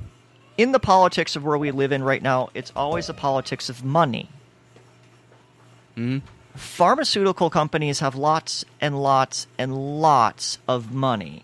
You always refer to them as big pharma. We're talking about Pfizer. We're talking about Glaxo. We're talking about Merck. We're talking about all these companies that you don't even really Johnson know & the Johnson. names of. Johnson & Johnson's not a pharmaceutical company. They have their hand in it, though. They're not. Johnson Controls is not a pharmaceutical company, though. Right. They don't design drugs to help you or get you through medical procedures. Johnson Controls is the people, God, my grammar, are the people that produce like gauze and different medical things that go along with the medical community, but they don't produce the actual drugs. They don't have the double-blind studies and create the drugs themselves and go through the different types of They're the equipment, trials. not the chemical. They make the syringe Yes. for the They chemical. make the syringe for the chemical. You got it right. So when you have that much money involved, money drives politics. And if you have a possible alternative that is cheaper, easier to access, and you can grow it in your own backyard, that is extremely, extremely detrimental and damaging and threatening to that bottom line that those pharmaceutical companies have. To kind of give a slight segue to that, but I even see that at my job at work. They essentially punish self-sufficiency. Part of the reason that my line in particular works as well as we do is because we fix our own problems before there's an issue. We stop things at that point. If we see something's not working, we all immediately jump on it, fix it, move on with the universe. That's how it should be. Right. Here's the thing. They have their. I'm not going to name the actual type of project it is, but they essentially allow us to go through and kind of improve the company, and we report to the company, and they give us an attaboy for it, that sort of thing. They essentially had the leadership go through and remove all of the tools and say, if there's an issue, go to your techs, go to your team leads. Okay, yes, that's fine, great, grand, and wonderful. However, that slows us down. It slows down production. It slows everything down and increases detriments. Is there any reason for it, though, that makes sense due to policy, or is it just something that they do to be able to control the pace? Is it because of the money? It's the money. Yeah. They essentially don't want us to stop so are we production. Are we talking about a situation where basically we've got planned obsolescence in the job site? Which is kind of part of my worry. It's because that's kind of how I feel about this, because what we essentially do is I'm not going to name the company, but we make diesel emission sensors, heaters, just things that go into diesel engines. Sure. That help them run better. Sure. If my part fails, that's someone that's stopped in the middle of the highway. That's groceries not getting to a grocery store. That's a family not being fed. That's medicine not getting to a sick child. Okay? Our cigarettes not getting to a gas station. No offense, but that's a little far-reaching there, my friend. It is, but that's kind of my mindset behind this. Yeah, you don't need to have a crusader complex over that. It's KISS. What's it stand for? Keep it simple, stupid. Okay, but to that extent, that's kind of the way that And I this is feel not about this it. is and that's not the a way- bash on Michael episode. No. But- that was just something I had But to that's call the way out. we all feel about it on my team, is that's how we keep these things going, is that we put out a better quality product because that's what the company can sell. Yeah, CBD absolutely. has been around for years, and they still stop its progress. Oh, sorry. So There's still the chat anyways, room's I still know on your the chat room CBD. is blowing up because this is a huge thing. Yeah. CBD oils are harmless. They're only helpful. that's the overall issues that we've had, is that there's not only the planned obsolescence, but as I segued out of, is Whoa. Planned obsolescence? That doesn't happen. Apple. Your Wisconsin roads? yeah, no shit. Yeah, I'm I-43 sorry. is still under construction. No. What? I know you're a union guy, and I know that we need to have union jobs to be able to give people a life. Mm-hmm. And I know why roads have to break all the time so that people continue to have to rebuild the roads. It's ridiculous. You got roads in Holland and But Sweden that have been around since World War I. We have and- roads that we could make, Yeah. and we could make them last forever. But we'll never. That's the point I was ever, going for. But we're never going to do it. Communique? It's just never going to happen. Yeah. No, don't worry about it. Okay. I just got a call. My boss tried to call me in, and I'm like, fuck no, I ain't coming back in. Somebody else is gonna have to. Somebody's covering that close. I've already covered the gas mileage. Sorry. No, that's not it. When we live in a nation right now where we would rather plan for things to break to make people richer that already have more money than they know what to do with. Whoa. Okay, I got to address one of our one of the chat roomers. She lives in Oregon. They're okay. They just need to approve it for medicinal use in children. Yes. Some states already have CBD oils completely legalized. Almost here in Wisconsin. At the state level. Everything is changing at the state level right now. Yeah. This is the same thing that happened with LGBT rights and same-sex marriage. It is going to happen by the states. In Wisconsin, definitely disappointed me there the first time around. Here's the thing of that. And not to, I don't want to cut you off or jump around. No, too go much, ahead. But I want to make sure this point is made. For a country that tends to complain about states' rights, when the states do what they want to do, that's when we start having problems with litigation at the federal level. Right. Jefferson Beauregard Sessions is a good example of that. He's our AG. Yes. All his career, states' rights. And now Colorado's doing what it wants to do. Seattle, Washington is doing what it wants to do. Texas is moving forward. Oklahoma's moving forward. Florida's moving forward. Maine, New Hampshire, Delaware. Hell, even Washington, D.C. all itself. these states are moving in a direction that is going directly against the donor base. So states' rights don't fucking matter if it doesn't involve the pocketbook the way they want it to. Here's a prime example. When California openly said that they were they were essentially going to become their own asylum state, essentially. And they were like, okay, fine, we just won't pay taxes. We won't be a part of you. We'll go do our own damn thing. That's bullshit. Succession and annexation are never going to happen. Yeah, it's bullshit, but the point you have is any that idea they what were... kind of turmoil a civil war will cause in this country at the current state we're in right now? It'd be hell in a handbasket. But the point that It's I was... already in the works, though. We'll talk True about enough. that later. The point that I was getting to, which was similar to yours, is that the nanosecond someone goes against the status quo, they're the enemy. Well, yeah. That's the point I've been trying to make to you. Especially with the pharmaceuticals versus the CBD oil. Mm-hmm. You weren't here for this, Hammer, but basically I stated companies like Merck, Pfizer, Glaxo, Smith, all those companies that make drugs put a lot of investments into those drugs, and they expect to be able to charge out the ass to you through our very fucking antiquated medical system. And the VA system as well. And if because you- they use The them as a Shkreli guy who just got thrown into jail for a few He's- months. he- He didn't get thrown into jail because he jacked up No, HIV he's meds. he's going to jail for 7 months on fraud. Exactly. Not because he screwed people over, but because he screwed over the bottom line of someone else. Also because there's no law against the kind of things that he's done outside of the fraud. Once again, we get to the point of law. There need to be certain laws in place to be able to prosecute pricks like that for things they do wrong. Right. What's the Since question? Diva is a obvious wealth of Wealth of knowledge? yes, has an obvious wealth of knowledge, what is his opinion and theories on kratom? Special K. Kratom, the way that it's being distributed into the United States right now is actually quite dangerous. Because it is not... Can you elaborate on how it is getting distributed? People are using it in dosage levels that are actually getting them sick. Mm-hmm. Companies that sell it are very sketchy because it's not regulated properly. It has no actual science behind it that's really been studied as much as it should. It comes from areas of the world that never really had any regulations to begin with. We're talking about basically taking coca leaves from Peru and putting them into our stores. Yep. And the politicians are very slow to the uptake on this because we carried kratom for a while ourselves. Sometimes it's really good for some people, and sometimes it's not. The allergic reactions that somebody can get from kratom can be absolutely horrible. I'm not saying that there haven't been any that I know of deaths caused by it, but it definitely can cause a lot worse problems than CBD oils will. Mm-hmm. Things such as digestive issues was one of the big ones that I saw. Constipation, diarrhea, so on and so forth.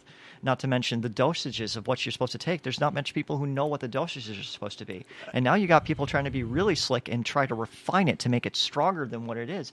And that only ends up being even worse. We're talking about basically taking something like MDMA, Molly, and, we're going to refine it even worse. We're going to make it into a super drug. The reason we have all these super drugs out there, and I'm going to segue back to CBD oils, is because we're not giving people adequate resources to do things that will make them get what they need without having to go to the harder shit. Diva, can you do me a slight favor? Can you pull your microphone a little bit to your right? That way.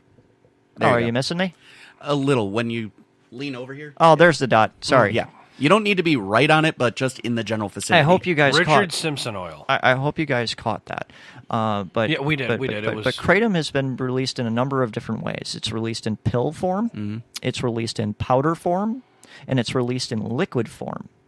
To be analogous to something that's near and dear to our hearts, it's just like the very, very beginning days of vaping, or even in some cases... Not even close. Not even close. No, I'm talking about when Have you ever- diacetyl was in a couple of juices, and No. especially a certain vendor that was We're caught talking making about- things in their living room. We're talking about synthetics like K2 and stuff like that are showing up into our shops that are not regulated. I was referring to the non-regulated manner in which case things are being caught. There needs to be at least a minimal amount of accountability, i.e. I things agree with you gun control. entirely. Regulations to certain degrees can be very helpful. But when you go completely overboard and you throw so much And red tape this is that why it's- I'm an independent and not a liberal. Mm-hmm. I have liberal thoughts. I'm a very progressive thinker. But I also am very conservative in a lot of other ways. I prefer to have regulations in certain places. Anybody who tells you they're a conservative and says they're not for regulations is completely against the whole concept of being a conservative. Exactly. Conservatives regulate things because get off my fucking lawn. And, I and wanna- you are a poli-sci major, a political Yes, science major. Well, I have a minor in it. Minor, sorry. But I'm What's your major then? I apologize. Humanity and clinical therapy. Okay. Humanities, human sciences and sociology. Yes. With a master's degree in clinical therapy, broad spectrum counseling. Okay. And I don't mean to call out your titles on air or anything like that. That's fine. You have identified yourself to me as a poli-sci guy. Those are just papers anyway. You are what you study.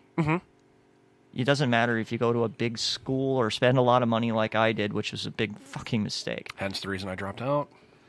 Well, I got $100K. We'll get, that's politics right there, too.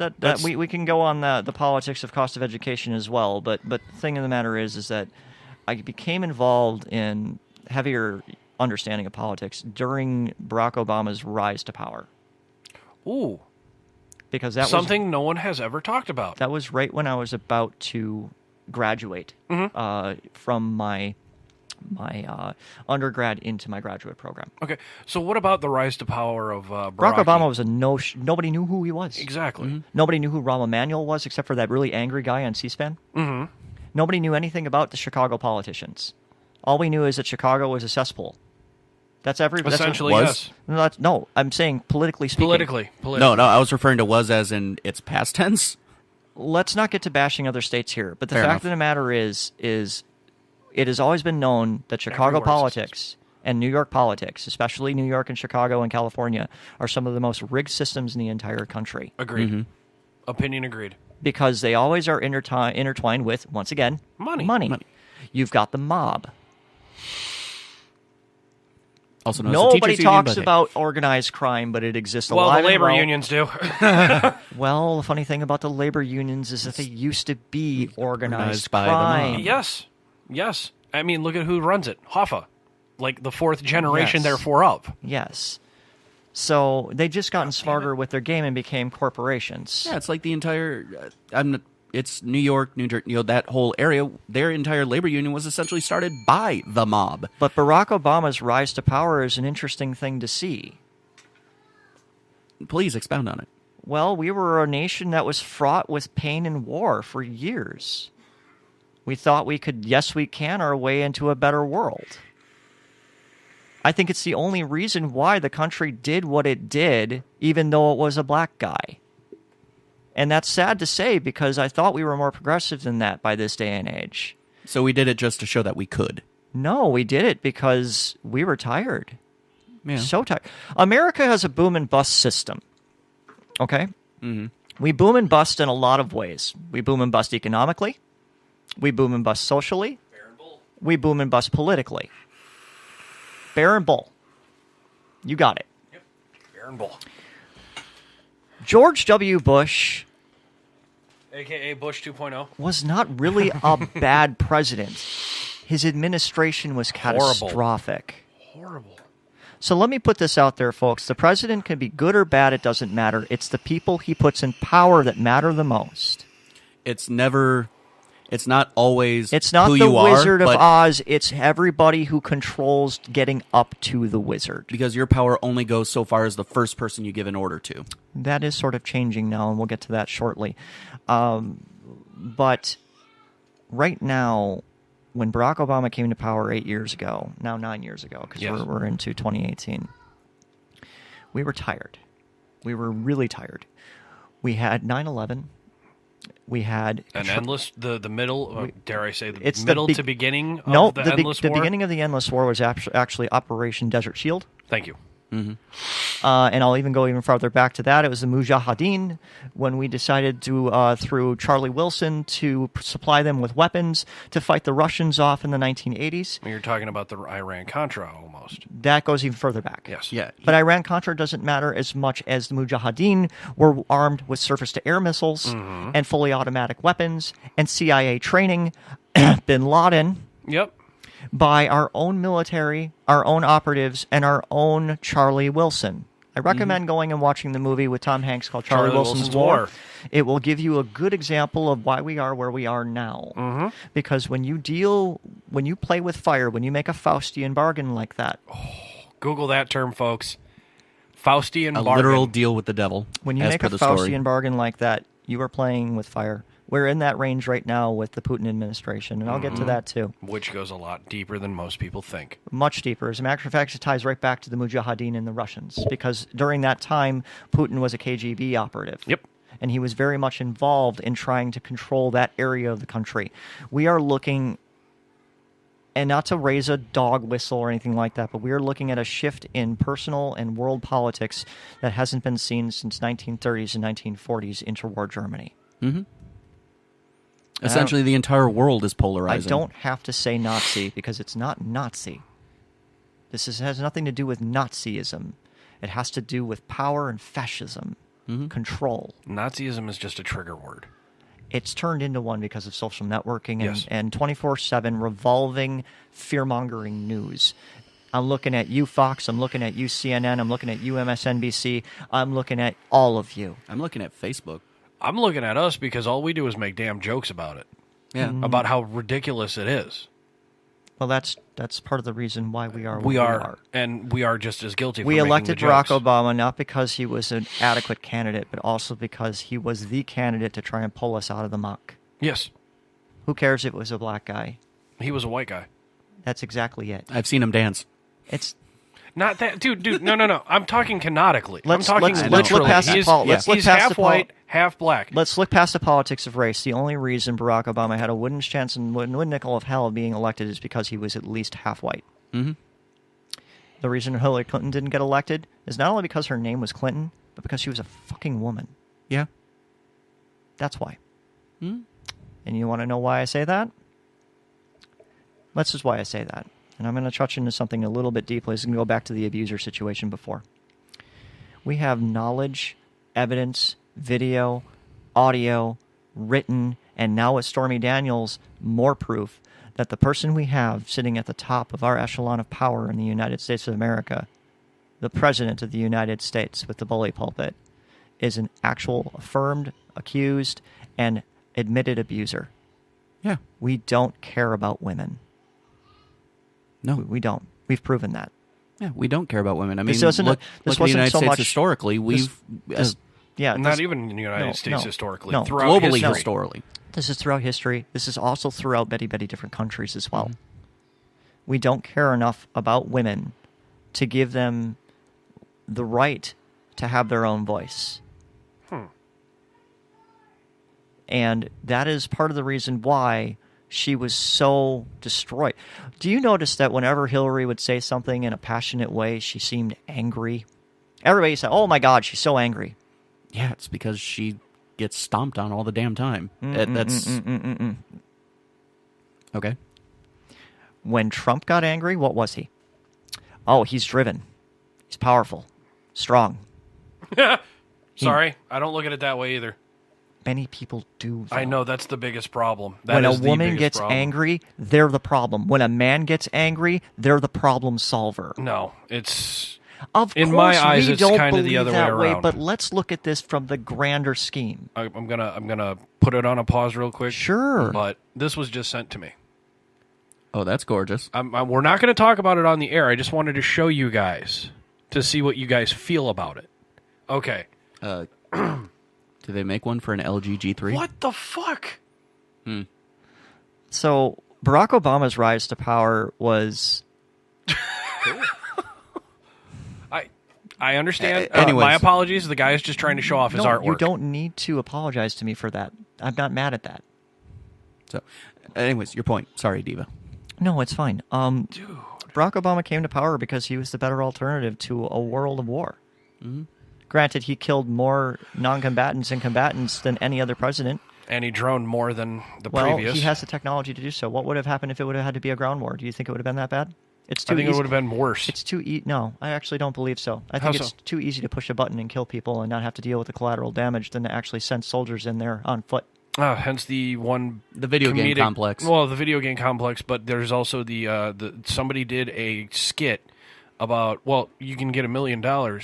All you got to do is push this button. The mental cost of sending in millions of troops to fight a ground war versus the mental cost of turning around and telling somebody who's in a little trailer to play a video game. But, yep, which is what George Bush essentially did versus Obama. GW wanted the ground war. Yeah. raising my hand because I was an applicant for that by accident, by proxy. Not to interrupt you, Hammer, but what you were referencing was a book and a movie that was called The Box. What the essential deal was: here's a box. You push you push the button, you get. I think it was $1 million. However, they are told this: someone somewhere will die. And then there was that one guy who just said, "All right, where's my million? Do I get more millions if I push the button more times?" Yeah. That was the bit. But where was I?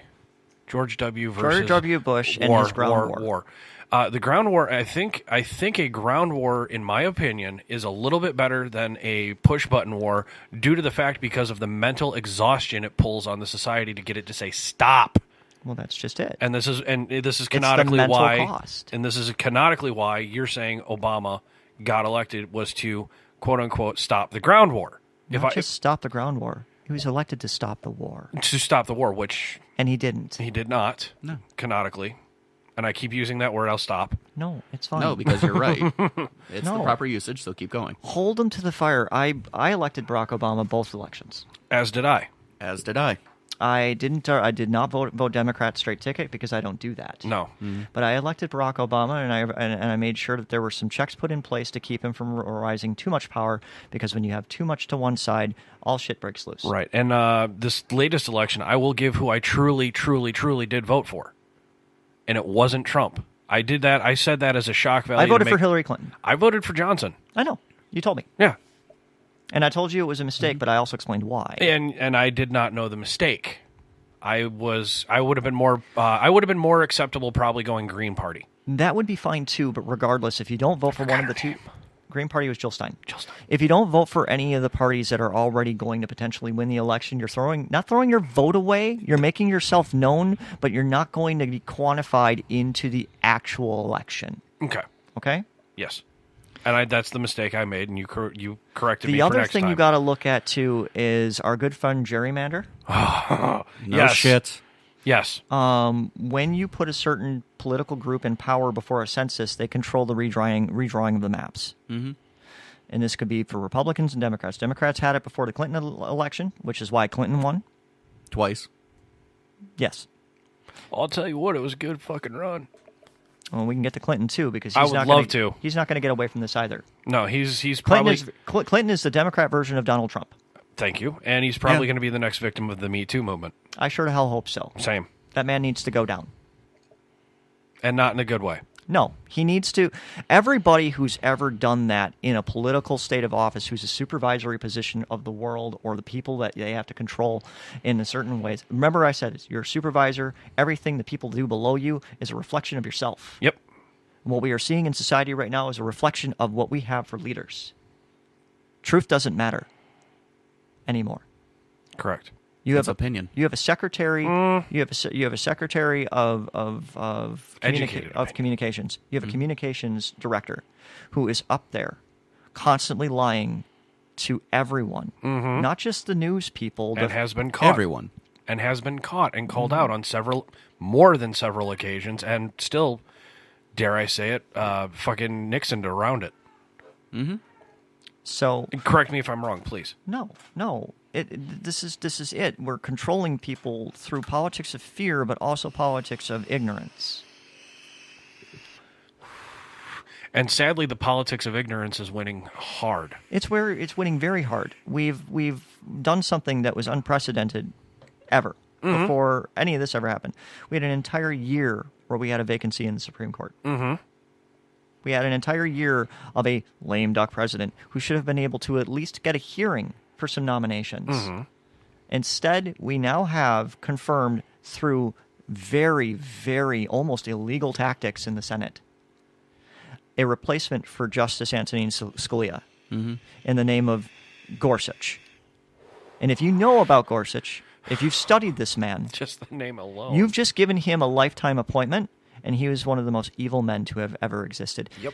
If you are a union person, if you ever work in a field where you actually have to drive long distances and your truck breaks down and you're about to freeze in your truck, Good luck. you will die, according to Gorsuch. Yep. He would rather you die than cause any liability to his corporate masters. Yep. That man is now a lifetime appointee as a junior justice And to the to bench. capitalize back on Justice Scalia, he was found suffocated, or he had a heart He attack had a pulmonary arrest. with a pillow on his face. No? That's been proven wrong? That is completely bullshit. How so? He was found in his hotel room with a pillow under his head. Okay, He died of a heart attack of natural causes. There was a lot of people saying that he had a pillow. He was found with a pillow on his head. Yes, he was. No, he was not suffocated. Okay, good. Justice Antonin Scalia is one Thank of, you for correcting me. Justice I do Antonin appreciate Scalia is that. one of Ruth Bader Ginsburg's best friends. Mm-hmm. The most liberal justice we've ever had on our bench. Yes.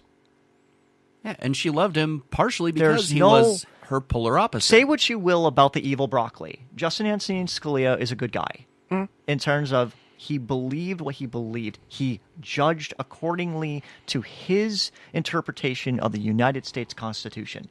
And this is coming from a libby-commie, progressive shithole like myself, talking about this really, really, really conservative, hardcore Republican justice. And again, thank you for correcting me on that conspiracy theory. Justice Antonin Scalia was there because he was the equalizer for the Republicans to be able to have that vote they needed for the 9th vote. Okay.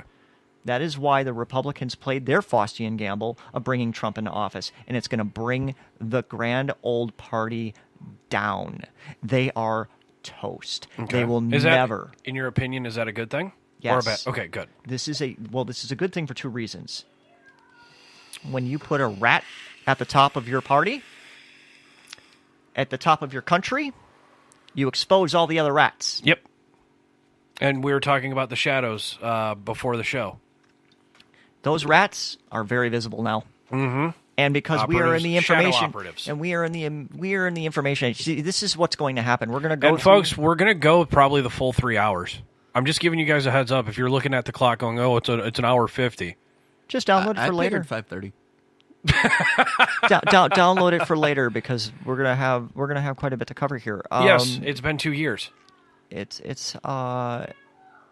You've got an entire society that has been being run by lots and lots of very wealthy individuals. Mm-hmm. We're not talking about princes and things like that. We're talking about No, corporations. because in Dubai, it's not a prince. It's the richest. Regardless of that, My apologies. corporations have gone global. Therefore, they have consolidated their wealth. Yes.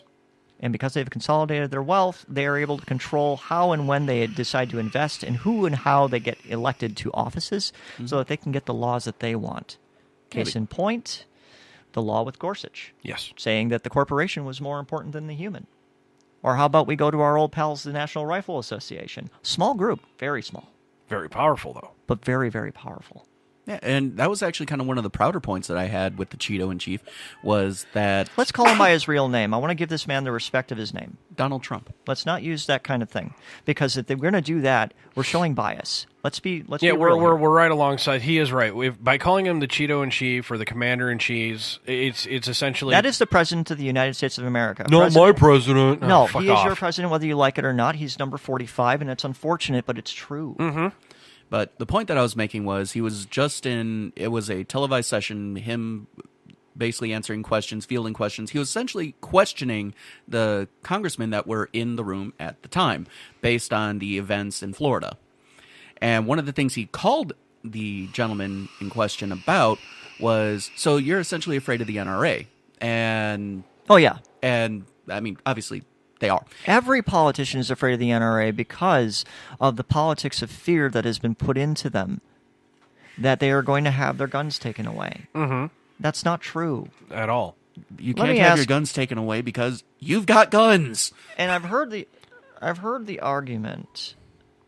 I've heard the argument of, if we take away AR-15s, we should just take away your car because you can kill people with a car too. Yeah, you got to get a license to drive. You got to get a license. You know what? No, how about we have a license to breed? How about no? Well, I know that's impingement. Let's not go there. That's as far as That's I've heard that. heavily fascist talk there. That's as far as I've heard the talks. That is nuts. And I was actually saying canonically, I do not believe that. No, that's fine. I'll take it facetious, but that is nuts. Okay.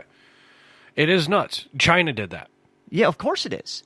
China did it because they are having a population problem. Mm-hmm. Yeah, when you have a population of 1.2 billion people, that 1.2 billion people is going to continue They're an breeding. agrarian and industrial society Thank you. that needs Thank people you. to do jobs. Back to the Exactly. as well as back to the fucking forget his name already. The judge. George Gorsuch. Thank you. Right there. They run on his principle. The whole government. The Republican Party believes that we should still care about the fetus and care about the abortions and all that kind of stuff, so we have more people. What they want is more voters. They're losing voters faster than they can populate them.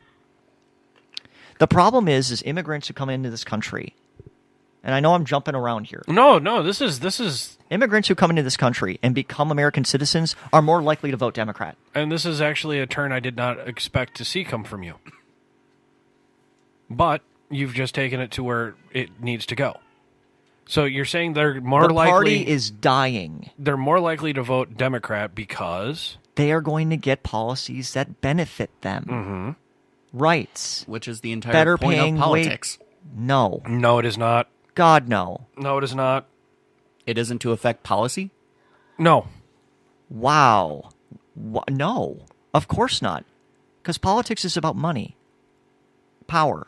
At this no, stage I'm not of the talking game. about the At this literal stage form of of the what game. politics has turned into. I'm talking about the No. original ideology of No. politics. No, it was fun. Politics on the The its very original, first political Thank you. party was the church. Yes. The Vatican.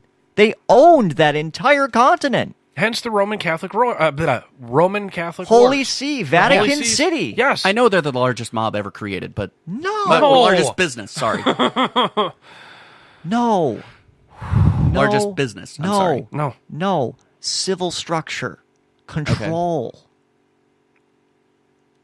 Legislatures. Regulations. Decrees. You live this way. The book is actually a decree. Which, if I remember correctly, wasn't that one of the issues that people had The with 10 electing fucking JFK? commandments. What was your question, Michael? Wasn't that one of the issues people had with electing JFK was because he was a Roman Catholic, and they were afraid that the United States government would essentially be run by the Holy See. Well, yeah, that was another fear politics move. Yeah. Right. That was just Protestants versus Catholics. The answer is yes. Here's why. When you look at political structures, when you look at the way politics works, it's about splitting up the voter base so that you can win. Mm-hmm. That's what it is. It's a popularity contest. Divide and conquer. Yep. That's what this last election was. Why do you think there were so many candidates? This is true. Why do you think the Republican field had 26 people before Trump got it? And 2 years ago, we had talked that it was probably going to come to the way it was. Yeah. Mm-hmm. I told you this would happen. Mm. I told you it was 3 years ago. I told you it was Trump's show. Yeah. 3 years ago, I was astounded that he was, at the very least, a viable I didn't candidate. think that we'd go that far. I didn't either. I but didn't we did. think so. And there are a lot of factors that could have pushed it over. But I'm going to tell you right now, this Russian connection exists, but it's not what people think it is. No, it's on both sides. It's on all sides. It's everywhere. Thank you. It's everywhere. Whenever I open Except for up- maybe Brazil and Argentina. No. I'm joking. That's a joke. They're huge down there, actually. Well, yeah. Look where all the fucking Nazi refugees went. Well, we can talk about using was Ecuador. using fake condos to launder money as well. Love you. Love you, Diva. I know way too much shit. Oh my God! Okay, you're the reason. You are actually the reason I support that Johnny Depp movie with the uploading the conscious into a machine. Johnny Mnemonic. No. No. That was Keanu Reeves. Sorry. And God damn it! Now my mind just. That was my mind just. Sorry. You made me cry. Oh. Sorry. Transcendence. I thought he was going to say Gattaca. Ooh, good one too. I know. Bravo. Gattaca's much further closer to that than Transcendent. So is the book. Do machines or do robots dream or whatever it's called? Do Blade electric. Blade Runner. Do robots dream of electric sheep? Runner. Yes. Yes. And the answer is yes. When I open up the news of any venue, anyway, the first thing I look for is the headline. Yep. And the second thing I do is I play a guess. This crime was committed or it has been outed. Now I go, which political party? Well, it's kind of like me going into a strip club at 4 p.m. playing Knife Wound or C-section. Got it. That's the joke. I don't actually do that. It's fine. And that said pain. So when you start thinking that way, it's not liberal or conservative or Republican or Democrat. They're all the same rats. The question is, which rats are going to be able to treat you better and give you a better piece of the pie? We made the wrong choice. In the long run. And Absolutely. the reason why we made the wrong choice is because for 8 years, Barack Obama had fought tooth and nail to get justices on the bench. Yep. As well as a plan in action for healthcare. When Barack Obama played his gambit for the Affordable Health Care Act, he lost his supermajority, and the Republicans took control of the House. When you have people like Eric Cantor and Mitch McConnell, Paul Ryan, Orrin Hatch, all these people, Romney is not really that bad. Going and doing what they're doing to basically stop every single possible nomination for any office whatsoever. It's kind of like trying to pass a gun law and the NRA stopping you for just, we want to study what guns do. Oh, no, you can't do that even. When you do that, get it framed. I'm trying to keep it safe. Just behind the board. When you do that, when you control that, you leave so many vacancies in your legislature, across the country, across your bench, across your appeals courts. The appellate courts are so fucking empty. They have caseloads that go back decades. Decades they haven't been able to try some of these appeals. That Kim Davis thing with the she wouldn't sign the marriage forms because it was against her religion. Well, it lasted far too long. Far, far too long. That shit should have been dealt with and done within no time at all once it hit the 8th Circuit of Appeals. Done. Mm-hmm. Toast. Gone. And then became a political pillar. Yeah. A platform. No, we are a nation that runs on dog whistles. Mm-hmm. Red meat. Now, to go back to this, the Republicans, not the Republicans, the GOP, the grand old party, will never be the same again. For two reasons. They will never have the voter base that they used to have. Ever again. They're trying to cultivate a new, much more frightening voter base. Mm-hmm. The alt-right, essentially. Or what's turned into the alt-right. Fascism. Yeah. Not alt-right. Don't even call them that. That gives them the benefit of the doubt. That makes them legitimate. Okay, fascism. No legitimacy to people who believe fascist beliefs. If you are an American, you are not a fascist. If you are a fascist, you are not a fucking American. Truer statements have never been made. Yeah, And I because say America this- was founded on freedoms, fascism is the elimination of such. And as much as I have... What? Isn't it? What? Can you repeat that again, please, so I can catch up? America was founded on freedom, and fascism is looking to eliminate such. There was no fascism involved with America. It was about taxes. That too. We didn't like the fact that we were being told how to live and we had to pay all these ridiculous taxes to be able to live. And we were in a country that was across the sea that took a very, very long time to traverse. It made no sense whatsoever, and the people were basically growing into their own nation. That's why we actually happened. Also, we took a lot of other people's land. That too. Yeah. And there's a lot of resources here that we decided we were going to keep for ourselves. Mm-hmm. It was a purely business move. Excuse me? Yeah, you want to handle that. Hence why I believe all the founding fathers were. But as I was business saying, owners. the benches were left empty Mm-hmm. for years. And even a Supreme Court justice bench was left empty. And then we finally got that election of a Republican president who will rubber stamp anything. Mm-hmm. Scary people are packing the courts. And this can be a good thing. This can be a good thing. A learning experience, if nothing else. Well, it is a learning experience already. The question is, are we learning? No. I don't think we're learning. I think we already knew, but we're actually paying attention to it.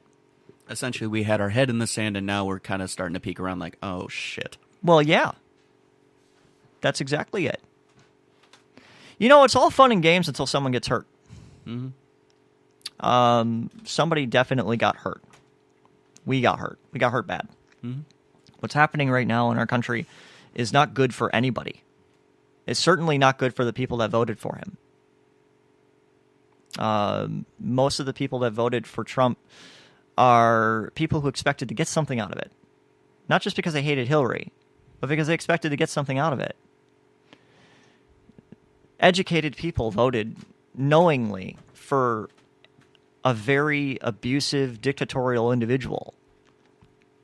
And we thought that the way the government is structured in the United States is we have a so-called system of checks and balances.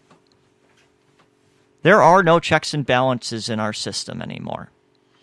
When you have a cowardly party who will not do anything to jeopardize their own well-being in the short run and fail to see behind the trees of the forest that they're staring at to see the real damage being done. Harkening back to our conversation before the show about the blinders. The Republican Party has blinders on that are so thick, they'll never see through them. They're going to have to end up having a ruination of their party before they actually have that intervention and realize, oh, fuck. Mm-hmm. And the Democrats, too. The Democrats are what the Republican Party used to be in the 1980s. They're not the progressive party that they're supposed to be. I'm seeing it. The Democrats are Republicans. Mm-hmm. The Republicans are fascists. Now, on the Clinton thing, you said we'd touch on it. I'm very curious to hear what you have to say about the Clinton thing. Bill Clinton? Yes. He's a horrible man. Care to elaborate? Rose to power because of popularity. Played a saxophone. Was a good guy, good speaker. Didn't inhale. No, he inhaled. He inhaled. The fact of the matter is he's a playboy. He was one of those people. He's very much like Trump, where everybody wanted to be him. Right. No. I agree. Look at that guy with that swagger. The image playing of him, that anyways. sax. He's in the Animaniacs startup animation. Yep. He's a cool guy. He goes to McDonald's after he does a nice slot jog. Yeah. Does a nice slight jog. Gets what he wants. He's a good old boy from Arkansas. Tell you what, He's that. it's one of my favorite impressions. Sorry. He's the everyman. Yeah, and I do fall trap for that because I'm doing an impression of him. You're right. I seen the look in your eye right there. The United States loves an everyman. Yep. Why do you think we love Joe Biden? Because he dropped F-bombs on a mic. Joe Biden is the everyman. Mm-hmm. Joe Biden is Uncle Joe with the Trans Am. Joe Biden is the man. Uncle Rides Joe. off in the sunset. Uncle Joe Dirt. Uncle Joe. Yep. He's the everyman. If he would have run, he would have crushed Trump. Yes. Okay. Here's another theory I have. If Bernie would have run independent. Bernie's a shill. Thank you. But would Bernie have at least had a chance of taking on Trump if he was in Hillary's spot? Not a chance in hell. How so? Because Bernie is a politician. Mm-hmm. Trump is a movie star. And then let's correlate this: Biden versus Trump.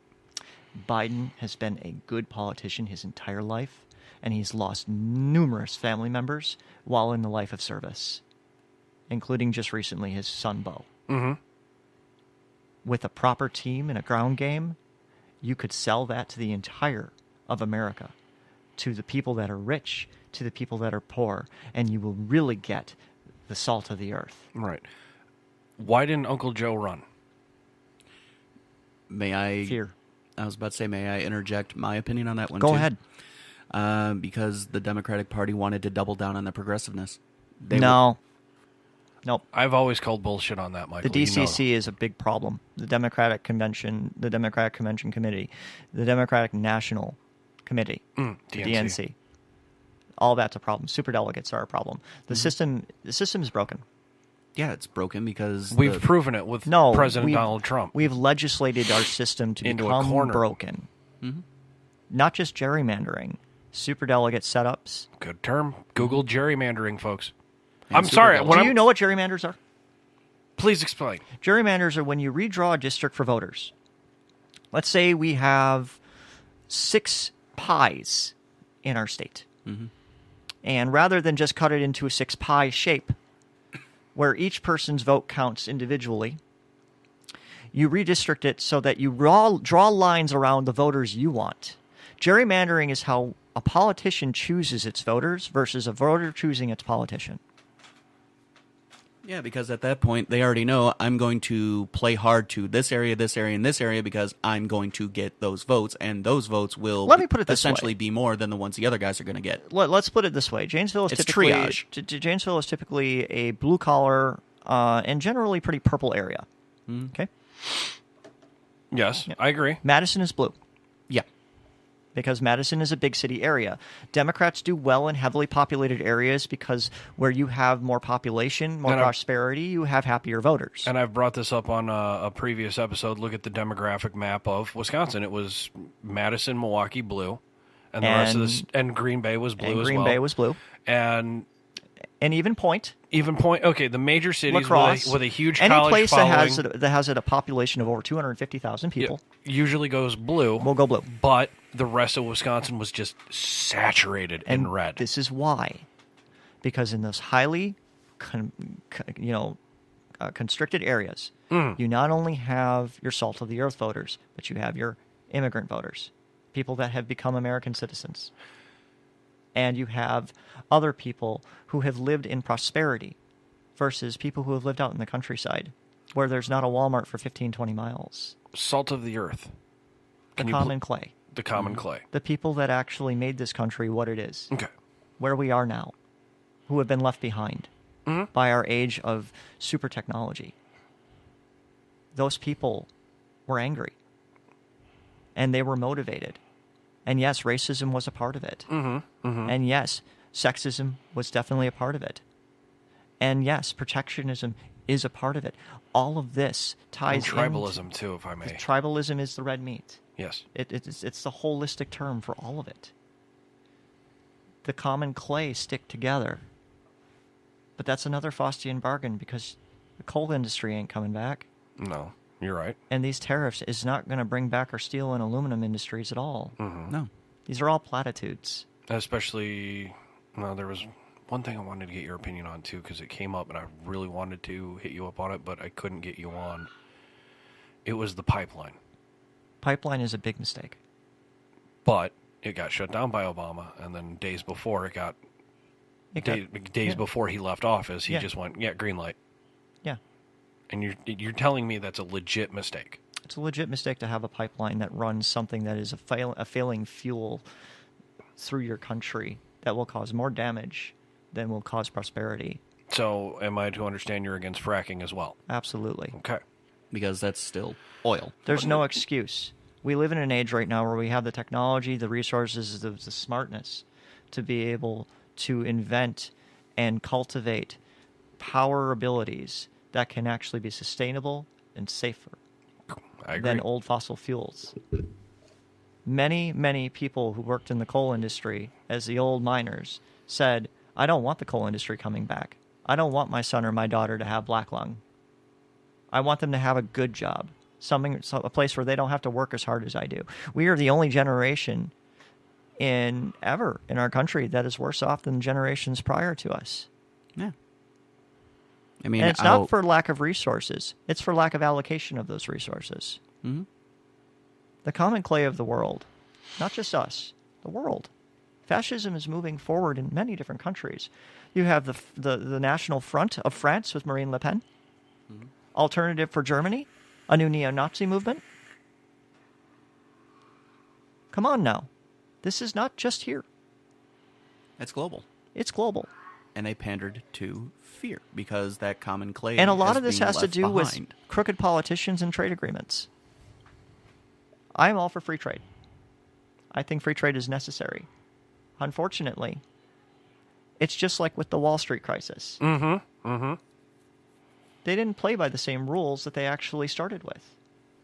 They got to play and do whatever they wanted to. And when things go wrong in a free market economy, when you fail, you fail. You go down. You learn from your mistakes, you rebuild, you come back. So dare I say you would probably be of the mindset that the bailouts that Bush We needed a depression. Thank you. He cut right to it. No excuses. We need to pay for our sins. Yes. Yeah. When you cannot live on a credit card your entire life, and then when it comes time to pay the bill, just say, fuck it, no. And then what does that teach you? Try raising a kid that way. It's I always make fun of people who live like this. It's living without consequences. Mm-hmm. Accountability and consequences. We are not super people. No. We are fragile individuals with strong fifis. Very strong fifis. Very strong fifis. And once you hurt those fifis. And if you accost my fifis A pox upon you. We needed a depression. We needed a lesson. We are no longer. And I apologize to anybody in this room that is listening to me right now, but America is not and hasn't been number one in the world in a long fucking time. Yeah, well, look at the math stats. I think we're like, what, number 42? No, I mean in general. In We general, are yes. not the standard to follow. When we have cities, good cities, with roads turning into gravel because we don't actually take care of allocating the proper funds to it for our taxes, that doesn't make us something to follow. That's not a moral choice to be involved in that. They're chasing through. We're paying for our pride. We are. We are paying for our pride because of who we elected into our office now. We are now getting the depression we want in a different way than it should have been. The banks should have been the ones to suffer, not the people. So you weren't a fan of the bailouts? I think it was an absolute fucking travesty. Thank you. Which European country was that essentially overthrew their own political system? Iceland. And their own bank? Thank you. Iceland, and then you also had Egypt with the help of a certain internet group that's anonymous. Yeah, Egypt is still a problem. Egypt is still a hugely relatable problem because now we're still... Yeah. Don't get me started on the Syrian thing. I Don't have to go into Syria. Syria is actually a misnomer. It's kind of a red herring. Thank you. Unfortunately, That's it is, where I was going with it. Unfortunately, it is definitely terrible. I'm not discounting the fact that Syria is a war zone, but it has been a war zone for a long, long time. Well And before. until Bashir al-Assad and all of those people end up going to the wayside, and somebody steps in with some real care for their people and really wants to structure that community properly. And I'm not even talking a democracy. At least some kind of working form of government where they care about their people. They're always going to have that problem. Mm-hmm. Where instead of always having folks going me first, me first, me first, it's the people first. You want to know what the problem with democracies are? Eventually, you give everybody the right to choose to the point where they put an idiot in power. Oh, wait. Law of large numbers. What just happened? Law of large numbers dictates you will do that. No, he said you have a lot of people putting an idiot in power. You tell somebody you can do whatever you want. You can vote for anybody you want. Yeah, they'll put Mickey Mouse down and stuff. You want to know what I heard a lot when I was working on Election Day? I asked, because we were doing a voting special, and I go, well, did you vote? Excuse me. Bless you. I asked him, did you vote? Not who you vote for. I never asked that. I just asked, did you vote? Because you're going to get 50% off of everything in the store if you can show me a proof that you voted. Damn it. I need an I voted sticker or something. and they would and one guy, and this happened more often than not, is like, I didn't know who to vote for, so I just voted for the goofball. He ain't going to win anyway. How'd that work out for you, pal? And look where we are. Yes. And sometimes the majority means all the idiots are on the same side. Barack Obama was not the best politician in the world or ever in history, but he is one of the best presidents we had because he kept the status quo going so we could actually have a way of life. Correct. I agree with that. That is the importance of government. It is to keep society content enough to continue going forward. He essentially attempted to put patches on the hull of the sinking ship. Barack Obama solved a lot of the problems that were left in place by previous generations of administrations. Carter. Carter, oh my God. You want a liberal person to ever be in power. I love Carter as a person. Terrible president. I agree. Terrible president. I agree. Yeah. It's what happens when the ship doesn't have a helmsman. And he's also why Reagan happened. Yep. Reagan set the stage for people like George Bush, Clinton, and Bush the Donald return. Trump. And I'm saying Trump because that's actually his real name. Yeah, his family changed it way back when, I believe, wasn't it? Because they were immigrants. Yeah, because they needed an American name. Why? Why do Because- you need an American name so badly? Image. Because back then, America was the stage to follow. Exactly. So why is it that it's so horrible to be an immigrant now? Because they Are we vote talking? here. Are we going back to the leadership aspect of our conversations? Well, we can. Because Maybe we are not. we are not the thing to follow now. No. So No, we're not. we're not. Our administration- we have- This is why immigrants are bad. Is because we can't lead them. Because they're newcomers who are coming in with their own See, ideas. we're under the impression that these people actually want to come into this country. Yep. No, these people are fleeing their country because they have nowhere else to go. We're losing our best and brightest to other countries. Yes. And a lot of our best and brightest sit there and get the best and brightest and go somewhere else. I've thought about leaving the country, and I know somebody's going to say, well, if you're not feeling American, get out. Well, fine, if I could. I'm financially indentured to this country. As am I. As I can never 90% of the fucking people who vote. Ever leave. Because if I do... You can never come back. I'll have no way of being able to pay my debts, and I'll also be stuck paying taxes for 2 countries. Mm-hmm. If you keep it logistically legal and are a 100% identifiable human being, which you are. I don't want to leave my family. I want to have the option of being able to come back. It is a privilege to be an American citizen. How so? You have so many freedoms here that you actually don't get other places. Exactly. You get the ability to run your mouth off. Even though they may take you off the air, you still have the ability to do so, not get thrown in jail. You have the ability to take a firearm down to a range and have a good time. You have the ability to go and start a band. You have the ability to go and start a business if you can find the capital. A podcast network. We have the ability to sit here and talk about pretty serious issues and not so serious issues without fear of too many repercussions of people showing up to our door in armbands. Yeah, i.e. Pussy Riot. Yeah. Who is still missing. My heart goes out to them.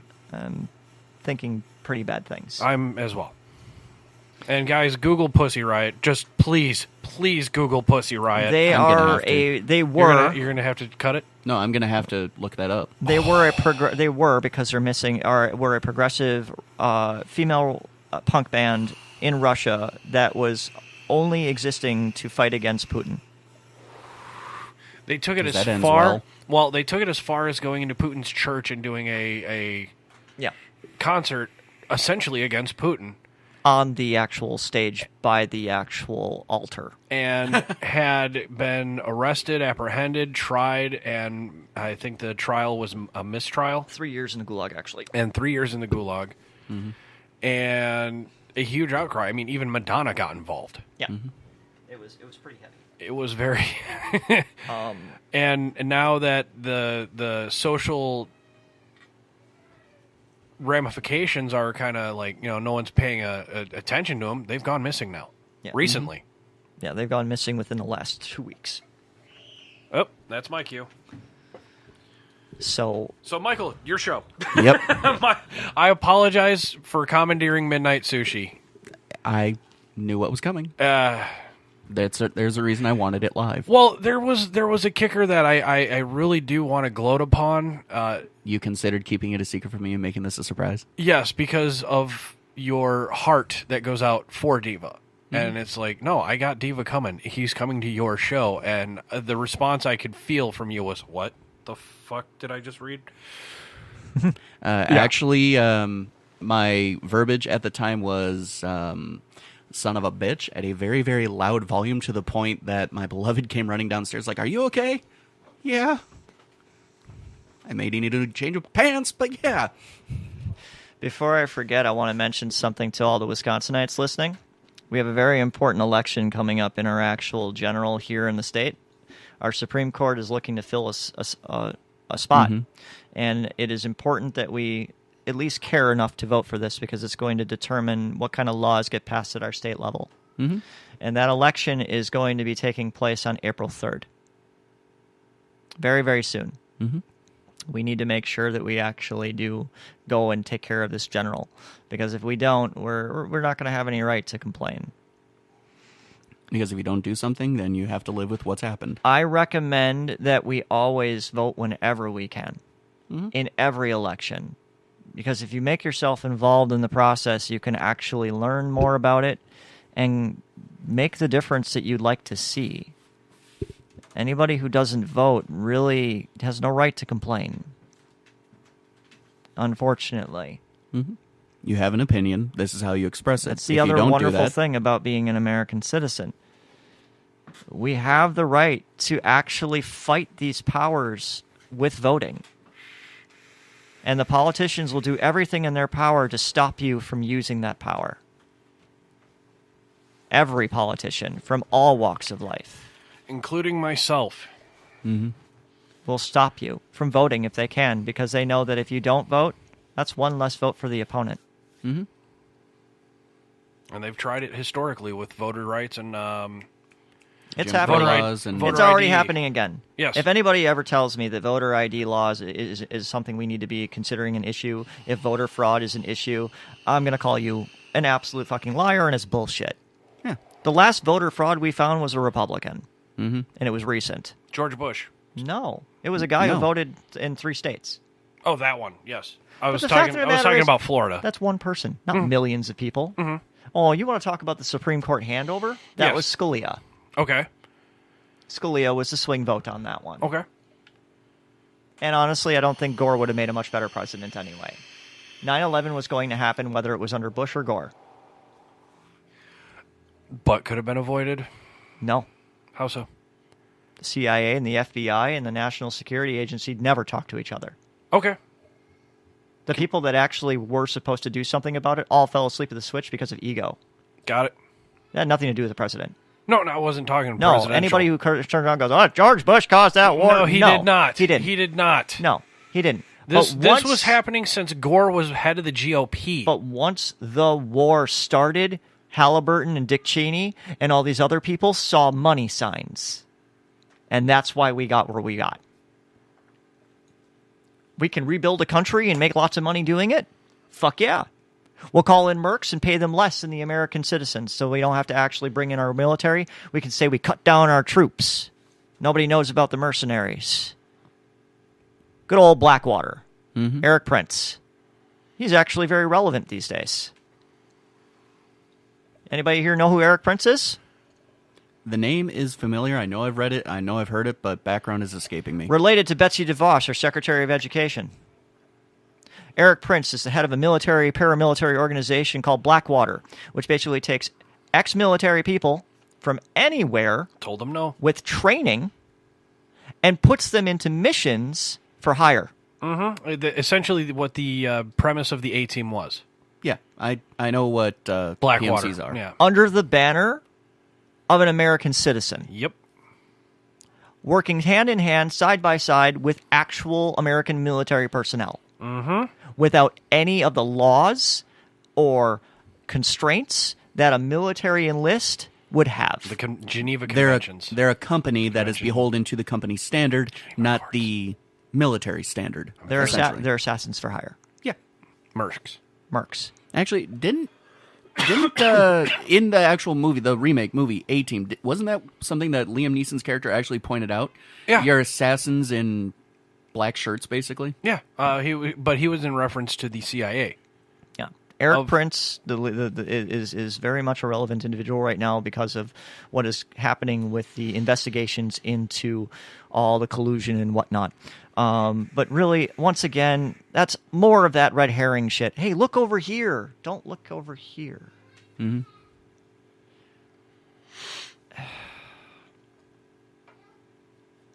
Sorry, I guess my number one fan is hitting me up saying, "Hey, No, it's cool. But yeah, you're absolutely right. PMCs are dangerous because they are beholden to company standards, not any sort of government standards. Whenever money is involved, especially at the globalization that we have right now, that is the all-powerful control. And when you give your our economy doesn't work properly. And this is where I'm going to basically tell you I'm a commie bastard and capitalism doesn't work. At least not in the current way we have it. Once again, the bailout. They failed. We should have had a depression. right." Well, No. No, I'm not stopping you. I'm kind of agreeing. I am agreeing with you on this. Okay. I'm kind of putting an analogy to a lot of folks who may not necessarily know what we're talking about. That was And 8 years ago. I know, but some people still can't quite get the analogy, so I'm trying to help out. A restaurant is working, but when things start to go downhill Yeah. and they're closing out, you need to learn to walk away and suck it up. You can't just start continually pouring money into it, or that's exactly what you're doing. You're just sinking faster and you're ruining everyone else because of it. Things need to be triaged. They need to be allowed to die. You got to shut it down. Got to restart it. Got to have people go. Here's another thing. Yeah. Politicians need to go to jail. Agreed. The law, if the law is going to work the way that it should affect should everyone. apply everyone equally, Agreed. regardless of what influence you have. Yeah, which wasn't that one of the issues that they had in Iceland was they had the similar. a smaller scale than the United States government, but wasn't that the issue that they had, was their politicians were not accountable to what they were doing? Politicians aren't accountable right now. I can name 5 politicians right now on my hand that should be in jail. I was referring to Iceland. And Oh. that's exactly what they did. Well, Was isn't they Iceland essentially the one who had the super weird independent party name take power? I don't know. I don't know. But the point being is that that's exactly what the people said. They essentially said, fuck it, we're shutting it down. Okay, Iceland's a small country. What are you going to do in a country filled with 6 million people, 6 billion people? You can't. You can't. You can't do that.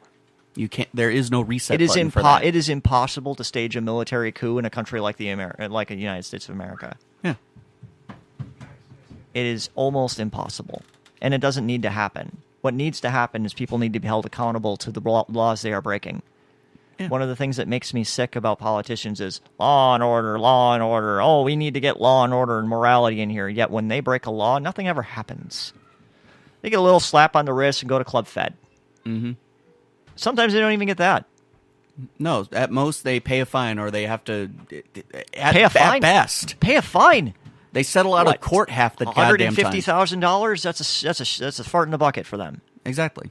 It's gone. As soon as you can smell it, it's gone. Mm-hmm. I mean, no, the law doesn't apply to anybody it should anymore, and it only applies to the people that get hurt by it the most. You're looking at time?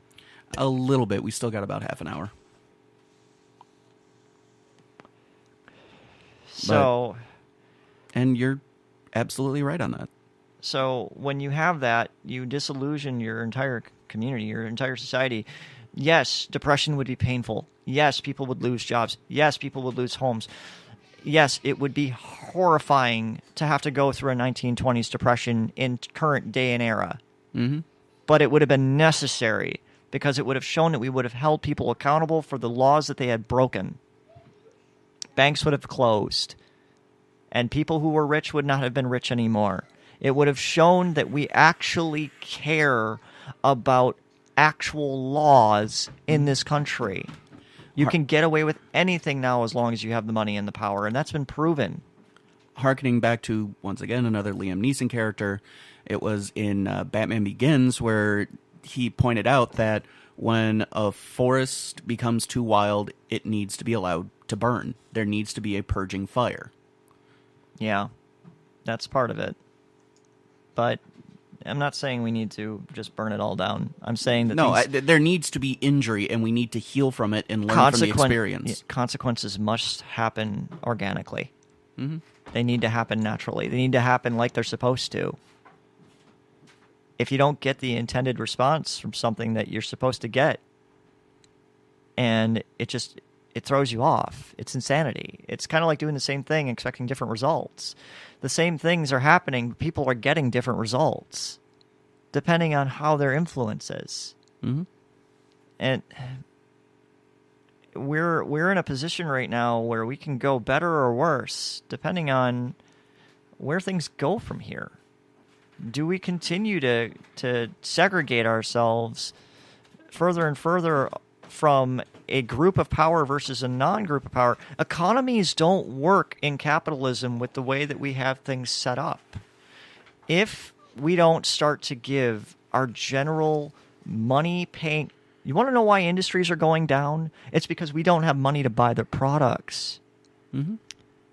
And the problem with trade agreements is it makes cheaper products be able to come into the United States because of the currency exchanges. And then money is always going out. Nothing's And the coming money in. goes out and up, but it never goes back into the circulation of the economy. We have fixed the game to give money to people that don't need it, to stop the economy from working. The biggest complaint I heard after the bailout was, oh, they're sitting on their capital. They're sitting on their capital. They're sitting on their capital. They're not making loans. They're not making loans. We're not giving them enough good. Dodd-Frank is about to get repealed, folks. We're about to have a repeat. Dodd-Frank is a bill that was already crappy to begin with, but it was something to be able to protect us, common clay individuals, people who make less than $50,000 a year in a rural state, to be able to actually have some kind of protections against predatory lending. Victim of.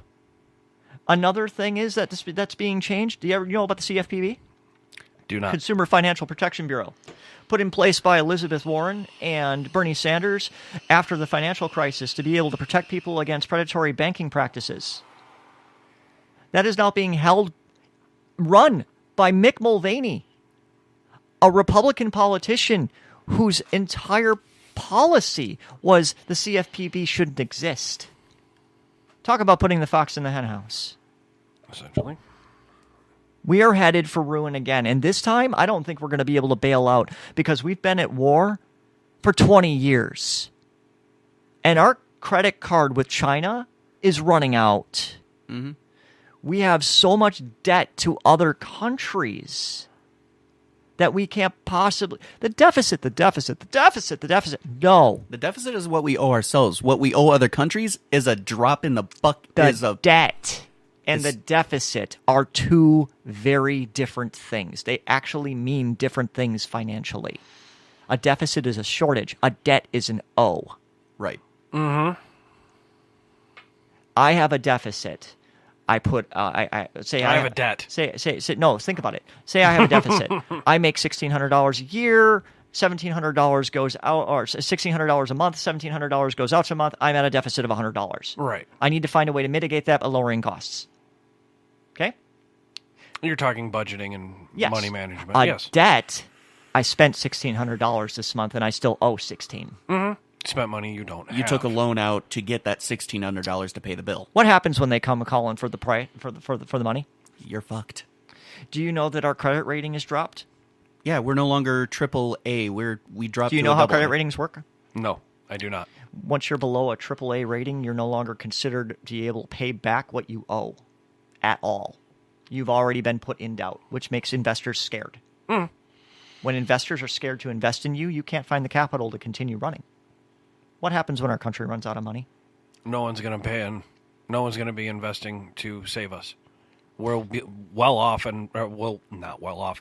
We will be on our own, up shit creek without a paddle, so to speak. Exactly. We'll be a very much larger North Korea at that point. This has never happened in the entire world, where a country as large as us has been so heavily in debt to other countries that technically we could be repossessed. Mm-hmm. Think about that. Now, we could just turn around and say, fuck you, we're not going to do it. We're not going to pay you your money. Congratulations. That's how you start a war. No. That's how you remove any possibility of having anybody invest in you ever again. That doesn't... Yeah, you have the war and you win the war. Then you've got the reputation of being a debtor. A debtor. A freeloader. Mm-hmm. A deadbeat. That's not how you build business. That's not how you build confidence. Our economy doesn't work because people don't have money to buy the goods that are going into it. We have a confidence-based economy. And because of our wave of our wages being lowered and lowered and lowered, and our benefits being raised, and our costs are being raised, everything is going up except for our wages. We don't have the capital to be able to have a prosperous life. So instead, we continue to fool ourselves that we have nice things because we're getting things cheaper from other countries. The cake... You ever heard about the analogy?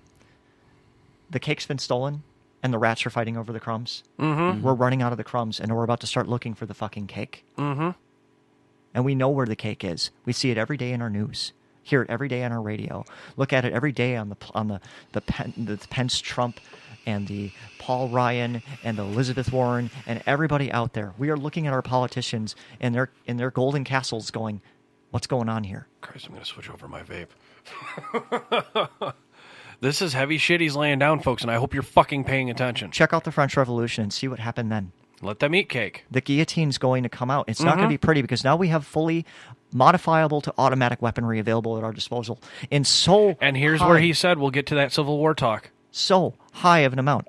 Now, I'm going to tell you this right now. Love your AR-15. Go right ahead. But if you think that's going to save you from the government and their Paladins and their Abrams tanks, you're a fucking moron. Mm-hmm.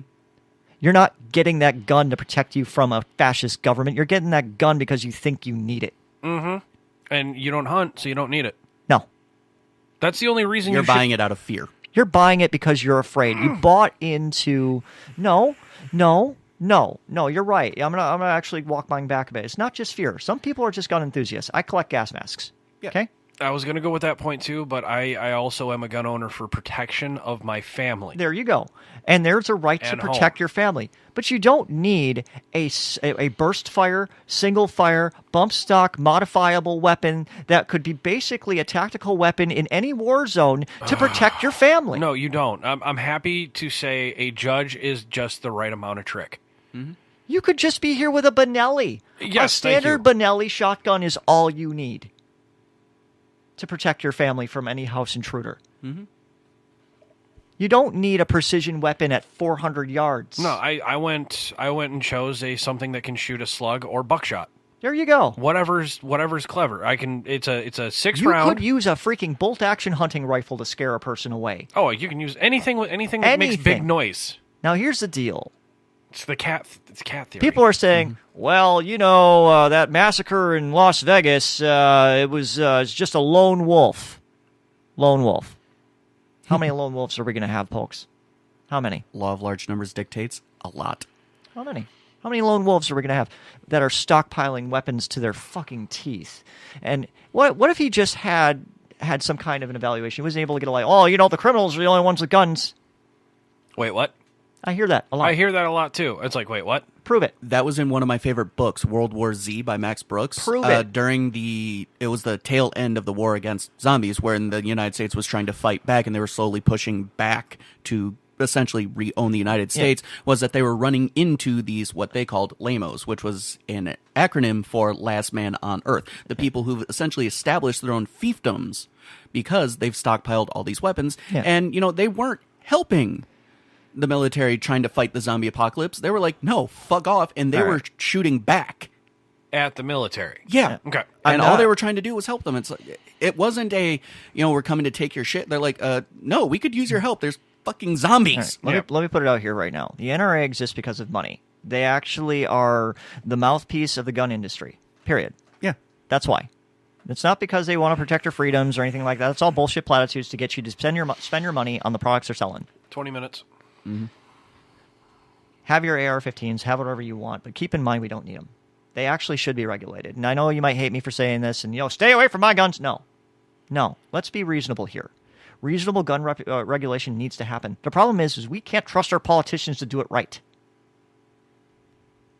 Large-scale magazines, not necessary. So here we go. If we can't trust the politicians, Diva, who can we trust to do these things? No one. We've proven we can't trust anyone. Mm-hmm. That's why we are where we are right now. Nobody trusts anyone. Not even themselves. No. Why else would you have a gun case filled to the max with every single freaking weapon you can? I've seen pictures of people showing off their gun collections like they were their children.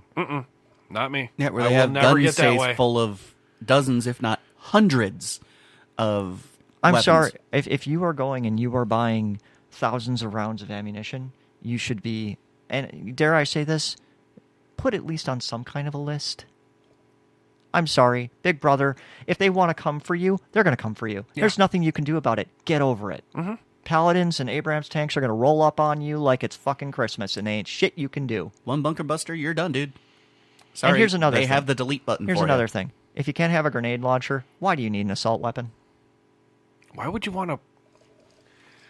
Sorry. Concept blown my mind. Why would you want a grenade? I mean, I love the Mark. I loved it, but Who wouldn't want a thumper in their backyard? I don't want it. I don't need on. a thumper. Don't you need a Don't you need a mortar? No. So why is it that those are regulated armaments and we can't regulate something that can actually turn into a fully automatic weapon to mow down tons of people with precision? And all by it takes somebody, is a little bit of soldering, by a little bit somebody of who welding. has absolutely Filing even. by somebody who has absolutely no training outside of a Call of Duty video game. Back to the push button warriors.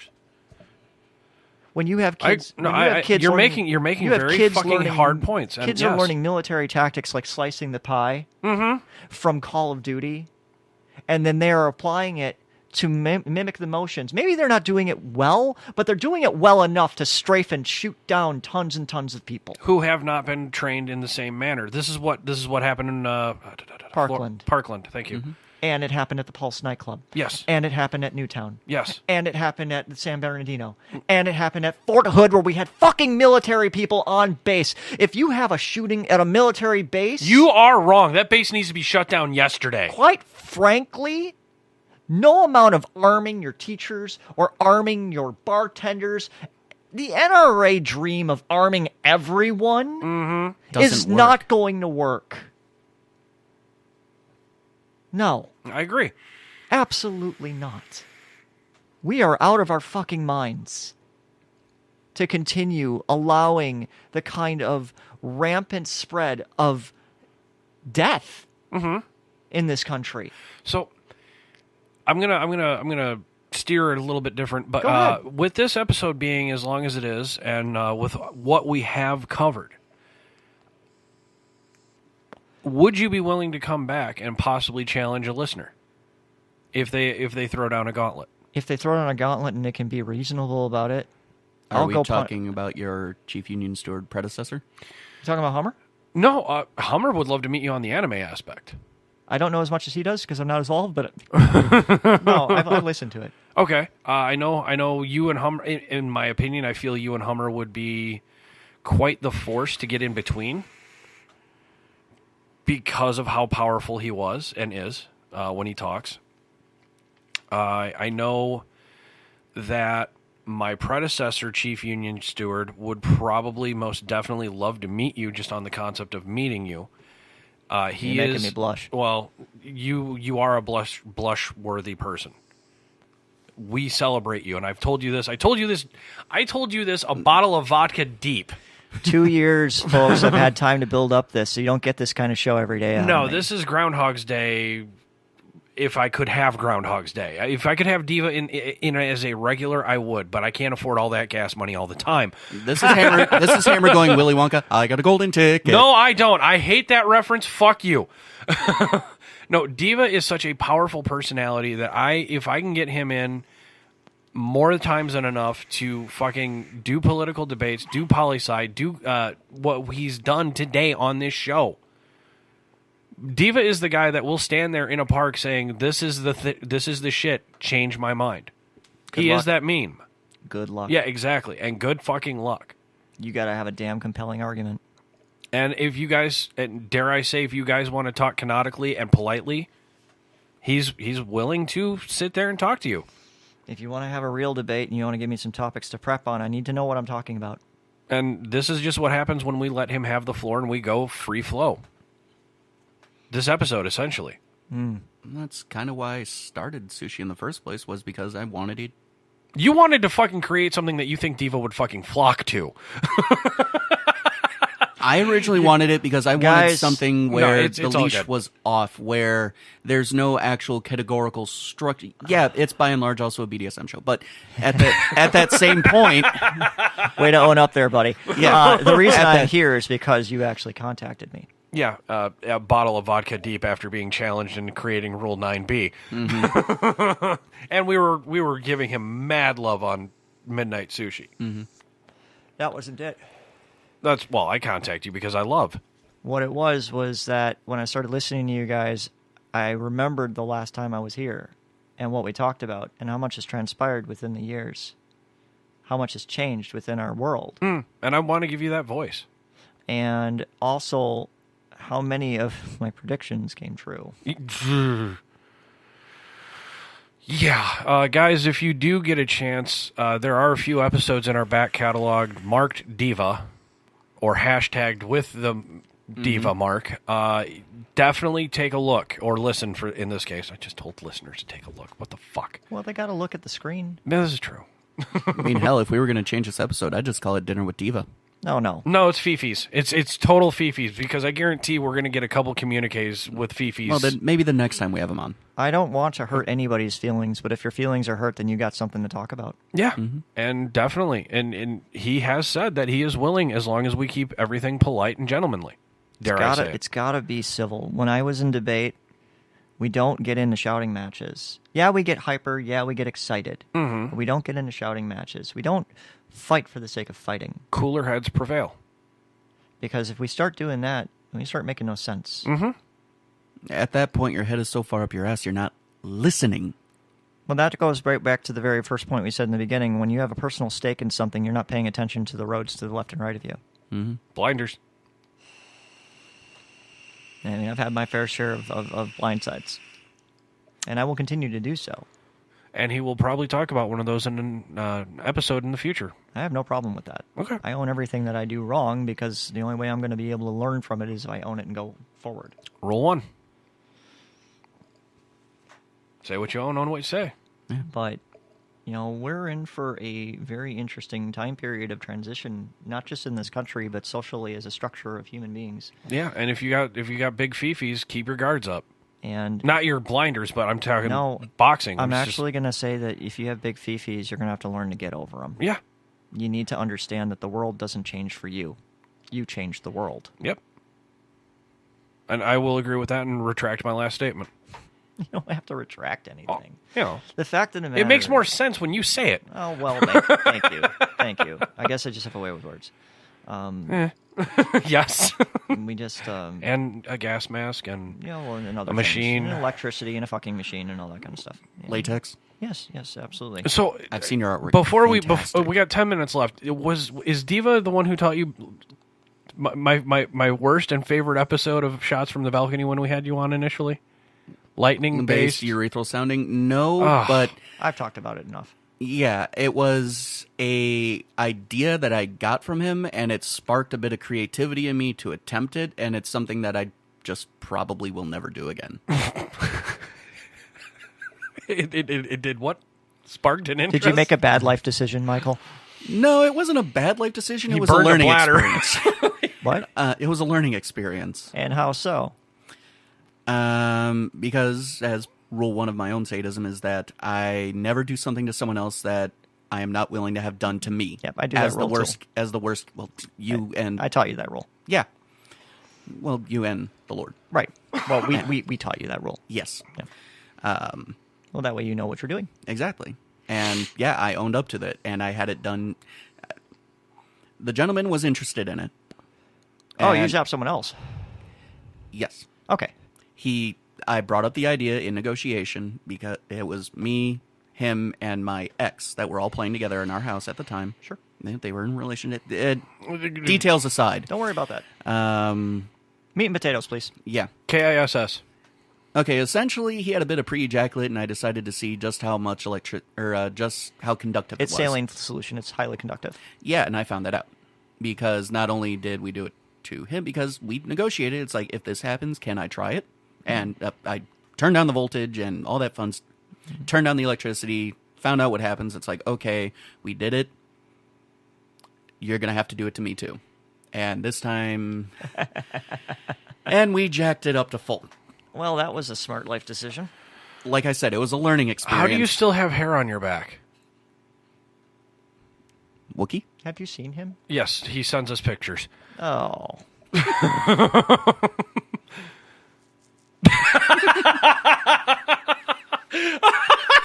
I'm glad we don't have cameras in here sometimes, and then sometimes I regret not having them. All right. But in either case, it was a learning experience, and it was painful enough for me to decide not to ever do it again. Good. Learning experience. Yeah. And I've described it to other people. They're like, "Oh, can you do it to me?" The answer's no. I mean, could I do it again? Could someone convince me to try it again? I'm not going to say no. What was the emphasis of politics? Money. Yeah. Well, then that'd be prostitution, and I'm going to say Hey, no. $100 if I zap your dick. Pretty fucking much. Well, see, that's the thing. My ex at the time was followed the It's worth same the rules. entertainment. My ex at the time followed the same rules, and we did it to her too. Nice. I'm going to try and isolate that and just get that as my alert tone for Diva. $100, I'll shock your dick. If nothing else, just shock your dick. Here's a C note if I could shock your dick. Saying that with that accent, with your cowboy hat, and that outfit just is perfect. You know I'm from Oklahoma originally, right? I got 2 accents. No, actually, I didn't know that. Oh, geez. Here's a little fun one for you guys. I'm actually originally from Oklahoma, and I have a real Oklahoman accent that only comes out once in a great while. Like right now? Yeah. I need to be around people who actually talk from the South, Mm-hmm. or I need to get comfortable enough or tired enough. And I think I'm probably a little bit of everything right now. It's been a marathon show. But when I came up to Wisconsin younger, I went to school and I got brought back home with a letter from my teacher telling me they're putting me through speech class because I was going to get the crap beat out of me for talking funny.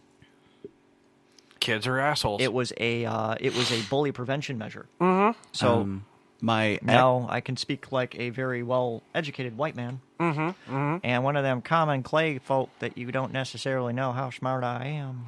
that was something that actually happened to my ex. It was something that I stumbled upon from her parents. Was she has a full-blown Irish accent, and That's when she gets sexy. it, yeah, it is. And when she gets excited, it does come out. No, but I mean, if it's a legitimate accent, I find that very sexy. it is a legitimate accent. But she went through 12 years of speech therapy to drown it out. 12 years? All right. She also has a speech impediment. I'll and all buy that it. fun shit. Her entire school career, she was in speech. Bought So- and sold. I liked Dinner Guests when she brought out her accent. That was fantastic. yeah. I mean, That's about it. Every once in a while, we'll have somebody come up in the store from Georgia or Alabama or Mississippi or Missouri, and Missouri. Yep. it'll bring it out. Yep. And the fun thing about it is it makes me an even better salesperson because I meet them on their level, and we just talk all sorts of shit. Mm-hmm. It's fantastic.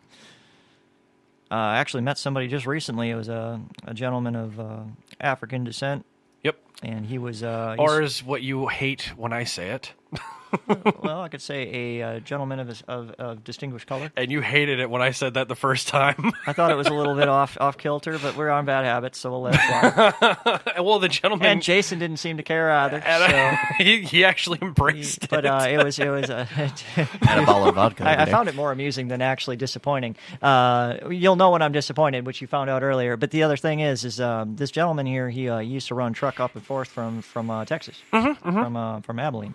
Okay. And he went through, and I talked to him. I was like, "Yeah, I'm originally from Turpin, Oklahoma." And he goes, "Oh, hey, I know where that's at." And I was like, "Yeah, my sister, she teaches at the Guyman Elementary School." And he goes, "Oh man, Guyman." We just started talking about it. I've never Right. met this guy in my life, and sometimes it's just fun to bring up. Because it brings dare I say, a little bit of a And camaraderie I can also friendship. bring with that the background of living life in a slower area. Right. It's different out there. Very. It's isolated. It's quiet. We live life differently. Yes. Dare I say, the 4.5 years I was in Missouri, I was actually on an Air Force installation, but I lived amongst the locals in 2 towns over, and it was you're right. Whenever I would visit, Very chill. Whenever I go back and visit Mama and Wayne in the trailer, I'd get a lot more country and comfortable, and you also look at things differently. Hugely. You live life slower. You're a lot more mellow. For people who think that the common clay of this country are angry folk, they're not angry. They're just tired. Very. And what happens when you get tired? They got angry because they're tired. Yep. You gotta throw a dog a bone. Absolutely. So we got 3 minutes left. Anything to promote? No, sir. No. You're not going to do any teachings this week? I'm or- just glad to be out here. I teach on occasion whenever a group has me, but for the most part, I like to keep my personal or professional life separate. I understand that. Yeah. I'm not doing any particular classes, but I mean, I'm always out there as much as I can anyway. So, to that extent, I try to keep things relatively, I'm sorry, wrong way. relatively separate. So, It's a good to that- protection measure. Yeah, to that extent, folks, if you like what you hear, please look us up on badhabitsnetwork.net. You can find us all over social media, all over the internet. Hell, if you Google Bad Habits Network, we're the #1 search. You're welcome for that. It So, happens. to that, folks, to all of our guests who've just dropped a shitload on our plates, time to get up, folks. Thanks for having me. Can I do my catchphrase? You may be the heat, but what's that cooking? Nice. Peace.